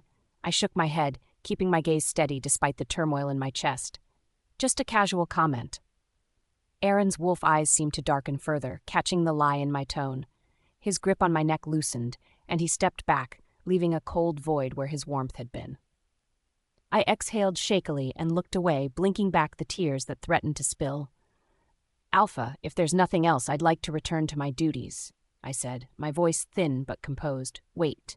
The authority in his tone stopped me mid-step, my hand halfway reaching for the door. When was the last time you took leave from your duties? He asked. I hesitated. I don't recall. Then take it, he commanded. Starting tomorrow, he added. Rest and recover, physically and emotionally. His words sent a cold shiver down my spine. I could sense the hidden implications. This wasn't a suggestion, it was a directive, a veiled command to handle the pregnancy before it disrupted pack matters. Bella whimpered quietly, her sadness echoing through me. Yes, Alpha, I replied softly, my voice barely audible over the pounding in my ears as I left. The Moonlight Cafe was dimly lit, its peaceful ambience a much-needed change from the suffocating confines of the pack house. Emily sat across from me, her hands gripping her coffee mug tightly, her expression etched with anger. That man, she hissed, clearly holding herself back from outright cursing. I stirred my tea absently, watching the steam curl into the air. I had shared the meeting with Emily, though I left out the most private parts. He actually told you to take leave? Emily's voice rose with incredulity. Yes, I said simply. Her hands clenched around her mug. Just admit it, Freya. He told you to handle the pregnancy while you're resting. That's what he was really saying. I didn't reply. My silence was answer enough. Emily slammed her mug down harder than intended, drawing the attention of nearby patrons. She ignored the looks as she leaned closer. He ignored your message, then spent the night God knows where with her. And now he's practically ordering you to. She trailed off, her face filling with rage. I shook my head. Don't, Emily, please. You can't defend him anymore, Freya. I won't let you, she snapped. But I stayed calm, sipping my tea despite my stomach twisting in protest. I'm not defending him, I said quietly, my voice steady. I just refuse to give him or Caroline or anyone in the pack the satisfaction of seeing me break. Emily's shoulders slumped slightly, her anger simmering as she caught the meaning behind my words. And the mating? She asked after a long pause. The same as it's always been, I answered simply. Transactional, temporary. I looked down at the table, my tea nearly untouched, and set the cup down. All I can do is keep my dignity intact until it's over. Chapter 19. A Painful Resolution. Emily tightened her grip on my hand as we sat in the bustling Moonlight Cafe. Her concern was obvious, her eyes locked on mine with a desperation I didn't want to face. Her voice trembled as she spoke, raw with emotion. Freya, tell me you're not serious about this, she begged. You can't mean it." I stared at the teacup in front of me, avoiding her gaze. The tea had long gone cold, its surface still as glass, yet I continued to stir it aimlessly. "The appointment is tomorrow," I said softly. My voice wavered, betraying the composure I was clinging to. Emily leaned closer, her hands trembling slightly. "Tomorrow? Freya, you can't. Please don't go through with this." "What choice do I have?" I asked, my tone heavier than I intended. I set the spoon down with a soft clink, still refusing to meet her eyes. "This is the only way." She shook her head, tears brimming in her eyes. "That's not true. It's not the only way. Please, listen to me." "I tried," I said, my voice barely audible over the chatter in the cafe. "I really did." I finally looked up at her, the emotion in her face making my heart ache. My hands trembled in my lap, my wolf Bella pacing restlessly inside me. Her sadness and frustration mirrored my own. "I sent the message," I continued, biting my lip. "I waited, Emily. You know I waited." She sat back in disbelief, her jaw tightening. "And he didn't say anything? Not even one word?" Her voice cracked as she spoke, her frustration clear. "No response," I whispered, my gaze dropping again. Emily's hands balled into fists on the table. "He must not have gotten it," she argued. "There's no way. Aaron would never ignore something like this, never." "He got it," I said, firmly lifting my head. "He got it, Emily." "How do you know that?" she demanded, her voice tinged with desperation. "A message can fail. Signals get messed up." I cut her off with a bitter laugh. "Caroline called me. On his phone." Emily froze, her expression shifting from anger to shock. "Caroline, she called to let me know he wouldn't be coming home," I said, the memory alone making my chest tighten painfully. "He didn't even call me himself. He sent her instead." Emily's eyes darkened and her lips pressed into a hard line. Her wolf, as loyal as she was, would be fuming at this point. "He asked her to call you?" The nerve. I nodded silently, too drained to respond. Bella whined again inside me, her frustration growing with each passing second. Emily leaned forward again, her voice strong but filled with sadness. "Freya, you don't have to do this. Please, let's think about it more. Let's talk to him." "I've already made my decision," I interrupted, my voice quiet but steady. Her shoulders slumped, and she bit her lip trying to find the right words. "Do you want me to come with you tomorrow at least?" I blinked, surprised by her offer. Relief quickly replaced my surprise, though I tried to hide it. "You'd do that?" "Of course," she said firmly. "You shouldn't have to go through something like this alone. I'll be there. You can count on that." "Thank you," I whispered, my voice breaking slightly. I don't think I can do it alone." So Emily reached across the table, placing her other hand over mine. For a brief moment, the world around us faded, leaving just the understanding between two friends who had been through far too much together. "You'll never have to," she said, her voice soft but full of conviction. "Not while I'm here." I nodded, swallowing the lump in my throat. "Thank you," I repeated, barely able to form the words. Emily gave me a small smile in return, but it was weighed down by the sadness in her eyes. She saw me in a way no one else did. She saw behind the mask I wore for the pack. "Still," she added, her voice sterner this time, "I don't want you to pretend you're okay with this. You don't have to be so calm all the time, Freya. It's okay to let yourself feel." "I've already felt enough," I replied simply, leaning back in my chair, her brows furrowed deeply. "What's that supposed to mean?" "It means I've done my share of crying," I explained, keeping my voice level. "But crying doesn't change anything, Emily. It never has." "That doesn't mean you need to bury this," she countered. "You can't just keep it all inside. It's not healthy." My lips twitched into a faint smile. "Maybe not, but it's necessary." She shook her head, clearly frustrated. "All because of who, Caroline? The pack?" "All of it," I admitted. "The pack watches everything I do, especially now with her back. I can't give them the satisfaction of seeing me break." Her jaw tightened. "They're not worth it. None of them are, especially not her or Aaron." I hesitated, my voice dropping to a whisper. "Aaron and it's a political arrangement, Emily. It always has been." Her eyes widened in shock. "A political arrangement? Freya, you're carrying his cub." I flinched at her words, my hand instinctively moving to my stomach. "If it's just a political arrangement," she continued, her voice growing louder, "then how can he let you terminate his cub? That doesn't sound like politics to me." "It doesn't matter what it sounds like," I said sharply, though my chest ached at her words. Emily's face softened as she realized the impact of her statement. Freya, I'm sorry. I didn't mean to. It's fine, I interrupted quickly. You're right, though. It doesn't make sense. But then again, nothing about this relationship has ever made sense. Emily looked at me, clearly confused. I could see the questions forming in her mind before she even asked. What do you mean? I sighed heavily, the weight of memories threatening to crush me. Do you remember that night? After the meeting with the Allied Alphas? Her frown deepened, but then realization crossed her face. When you had too much wine? I nodded, my thoughts drifting to that evening. Aaron had introduced me to the visiting Alphas as his Luna. I remembered feeling proud, excited even, but the nerves and the wine had gotten the best of me. I stumbled against him, I explained quietly, and that sparked something. Emily raised an eyebrow, urging me to continue.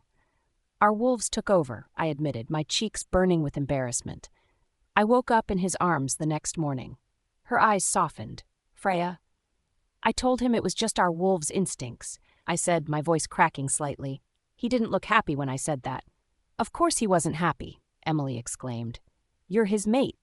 He asked me what I wanted in return, I continued, ignoring her outburst. I told him I wanted territory protection rights. You what? She said, her jaw dropping. I didn't know what else to say, I admitted. I was trying to keep everything political. Emily leaned back in her chair, visibly frustrated. And he just agreed to that? Not right away, I said, shaking my head. We didn't speak much after that. Things were cold between us. Her shoulders slumped. Freya, I don't even know what to say to that. There's nothing to say, I replied, trying to keep my voice even. It was what it was. Emily didn't look satisfied, but she didn't press further. Once Elder Catherine's treatment is complete, I'm leaving, I said firmly. I'll start fresh in a new territory. I'll rebuild what's left of my life. And the cub, she asked hesitantly. Will be dealt with tomorrow, I said, though each word felt like a stab to my heart. Her face fell, but she didn't argue. Instead, she reached out to hold my hand again. What time are we leaving tomorrow? She asked softly. Morning, I answered. She nodded again, her grip tightening. Chapter 20, a difficult decision. The Crescent Moon Medical Facility loomed before me, its white walls gleaming under the late morning sun. It stood as a symbol of clinical detachment, far removed from the warmth or familiarity of the United Council of Werewolves hospital where I had received my initial pregnancy report. That hospital was not an option. It was too close to Elder Catherine and her allies. Someone would recognize me. Beside me, Emily squeezed my arm tighter as we walked toward the doors. Her grip felt both grounding and suffocating. Freya, she said softly, her voice filled with doubt, are you absolutely certain about this? I kept my face neutral, my shoulders squared. Yes, Emily. I've already made up my mind. Emily didn't let go of my arm. Instead, she tugged me to a stop just outside the entrance. It's a cub. A part of you, Freya. Do you really want to go through with this? Her voice cracked on the last word, and her eyes searched mine. Staring back at her, I found myself momentarily speechless.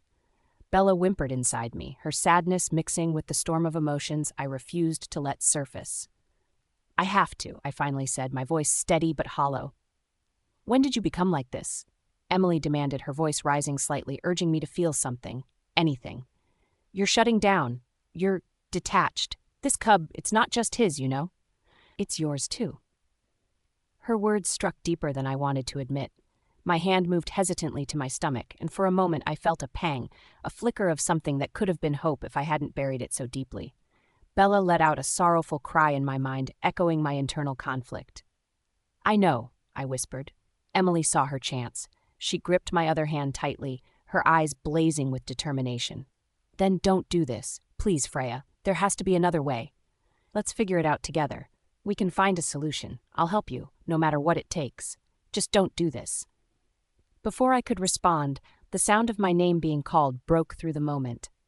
A nurse in a crisp white uniform stood by the clinic entrance. Mrs. Snow, Dr. Martinez is ready for you. I glanced at Emily, her expression pleading, torn between wanting to stop me and respecting my decision. My heart ached seeing her like that. Wait here, I said quietly. She reluctantly nodded, letting go of my arm as I walked away. The air inside the clinic felt cold, too cold. The bright white walls and faint smell of a septic were sterile but not comforting. This place wasn't warm like pack facilities. It was impersonal and businesslike, designed for the wolves who came here seeking discretion over comfort. Dr. Rachel Martinez was waiting in her office. She was a tall woman with sharp features and an even sharper tone. Her scrubbed clean professionalism felt almost like armor, and I envied her ability to approach this so coldly. She looked down at the file in her hands briefly before glancing at me, her tone brisk. "Mrs. Snow, I see you're here regarding a termination." I swallowed and nodded tightly. There was no judgment in her voice, nothing personal, just the same tone one might use to read numbers off a chart. "Let's discuss your options," she said, sitting down and gesturing for me to do the same. Though I sat, I wasn't sure my legs would hold me much longer. "For wolf pregnancies," Dr. Martinez began, "the termination process can be more complex due to enhanced healing and maternal bond instincts. We'll need to run additional tests to determine your physical compatibility for the procedure, ensuring there's no risk to your health." Her words washed over me like waves, neutral and factual, but each one tightened the knot in my stomach. Bella snarled softly, her protective instincts flaring instantly. "The cost will depend on these preliminary tests," the doctor continued, flipping through my file. "I'll also need a signed release form, as extra precautions for this type of procedure are legally required." "I understand," I said softly, gripping the edge of my chair. Each word she spoke felt like a nail driving deeper into the decision I was forcing myself to make. But I kept going because what other choice did I have? Dr. Martinez placed her pen down, leaning back slightly. "If you have any questions or concerns, now is the time to voice them." I shook my head quickly, desperate to avoid prolonging the discussion. "No questions," I murmured. "Thank you." Her sharp gaze flicked over me briefly before she nodded and closed the folder. "Take your time to decide. The procedure won't be scheduled until we complete the required testing, so you still have the option to change your mind." Change my mind. The words echoed inside me long after she led me back to the waiting area. As soon as I stepped out, my legs nearly buckled beneath me. "Freya!" Emily bolted from her seat, rushing to support me before I could collapse. Her hands gripped my arms tightly as she studied my pale face. "Gods, you look terrible." "I'm fine," I murmured, leaning heavily on her. "Low blood sugar. That's all." Emily didn't look convinced. "You're clearly not fine," she scolded, adjusting her hold on me. "Are you just going to faint here too? How long has it been since you ate?"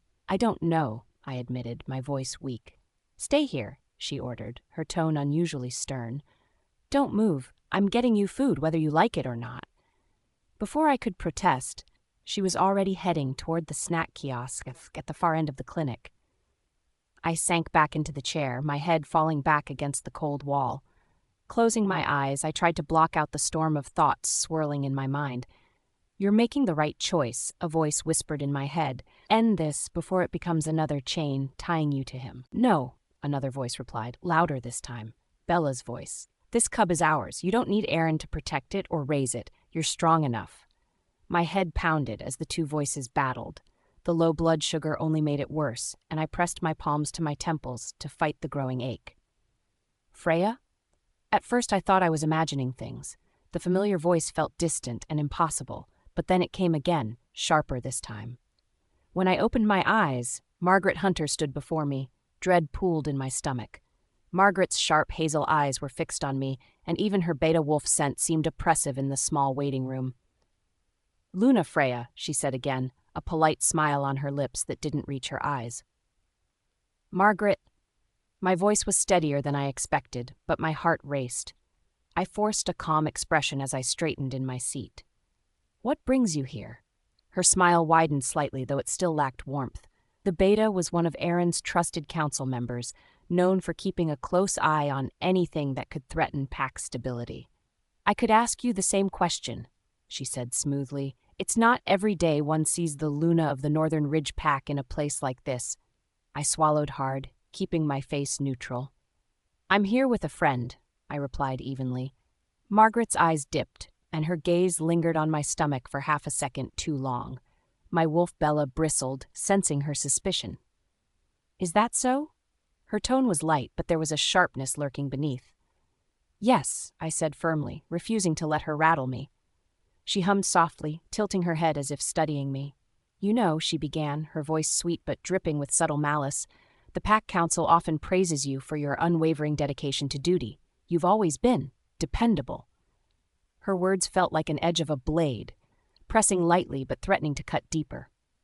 A shame, she added, her hazel eyes dancing with curiosity, if certain, unseen matters complicated things. Tension coiled in my chest. I knew exactly what she was implying. Careful, Margaret, I said quietly, my tone sharpening. Unfounded accusations against your Luna could look very bad for you. She laughed lightly, brushing a strand of auburn hair behind her ear. Accusations? Oh no, Freya, I would never make accusations. I'm merely making an observation. A passing comment, really. Her gaze, however, betrayed her words. She wasn't here by accident, and she wasn't fooled by my calm facade. Of course, I said coolly, meeting her gaze head-on, though you should know that making baseless remarks doesn't reflect well on your reputation. Baseless? Margaret echoed, feigning surprise. I'm simply curious. Although, she added, her hazel eyes glinting, your defensiveness is rather telling, don't you think? I gripped the arms of the chair tightly, the Bella snarling in my mind. Believe what you like, Margaret. Just remember, curiosity can sometimes lead to misunderstandings. She chuckled softly, the sound sending a chill down my spine. You're right, Freya. Misunderstandings can be so troublesome. But don't worry, I'll keep this little visit to myself, for now.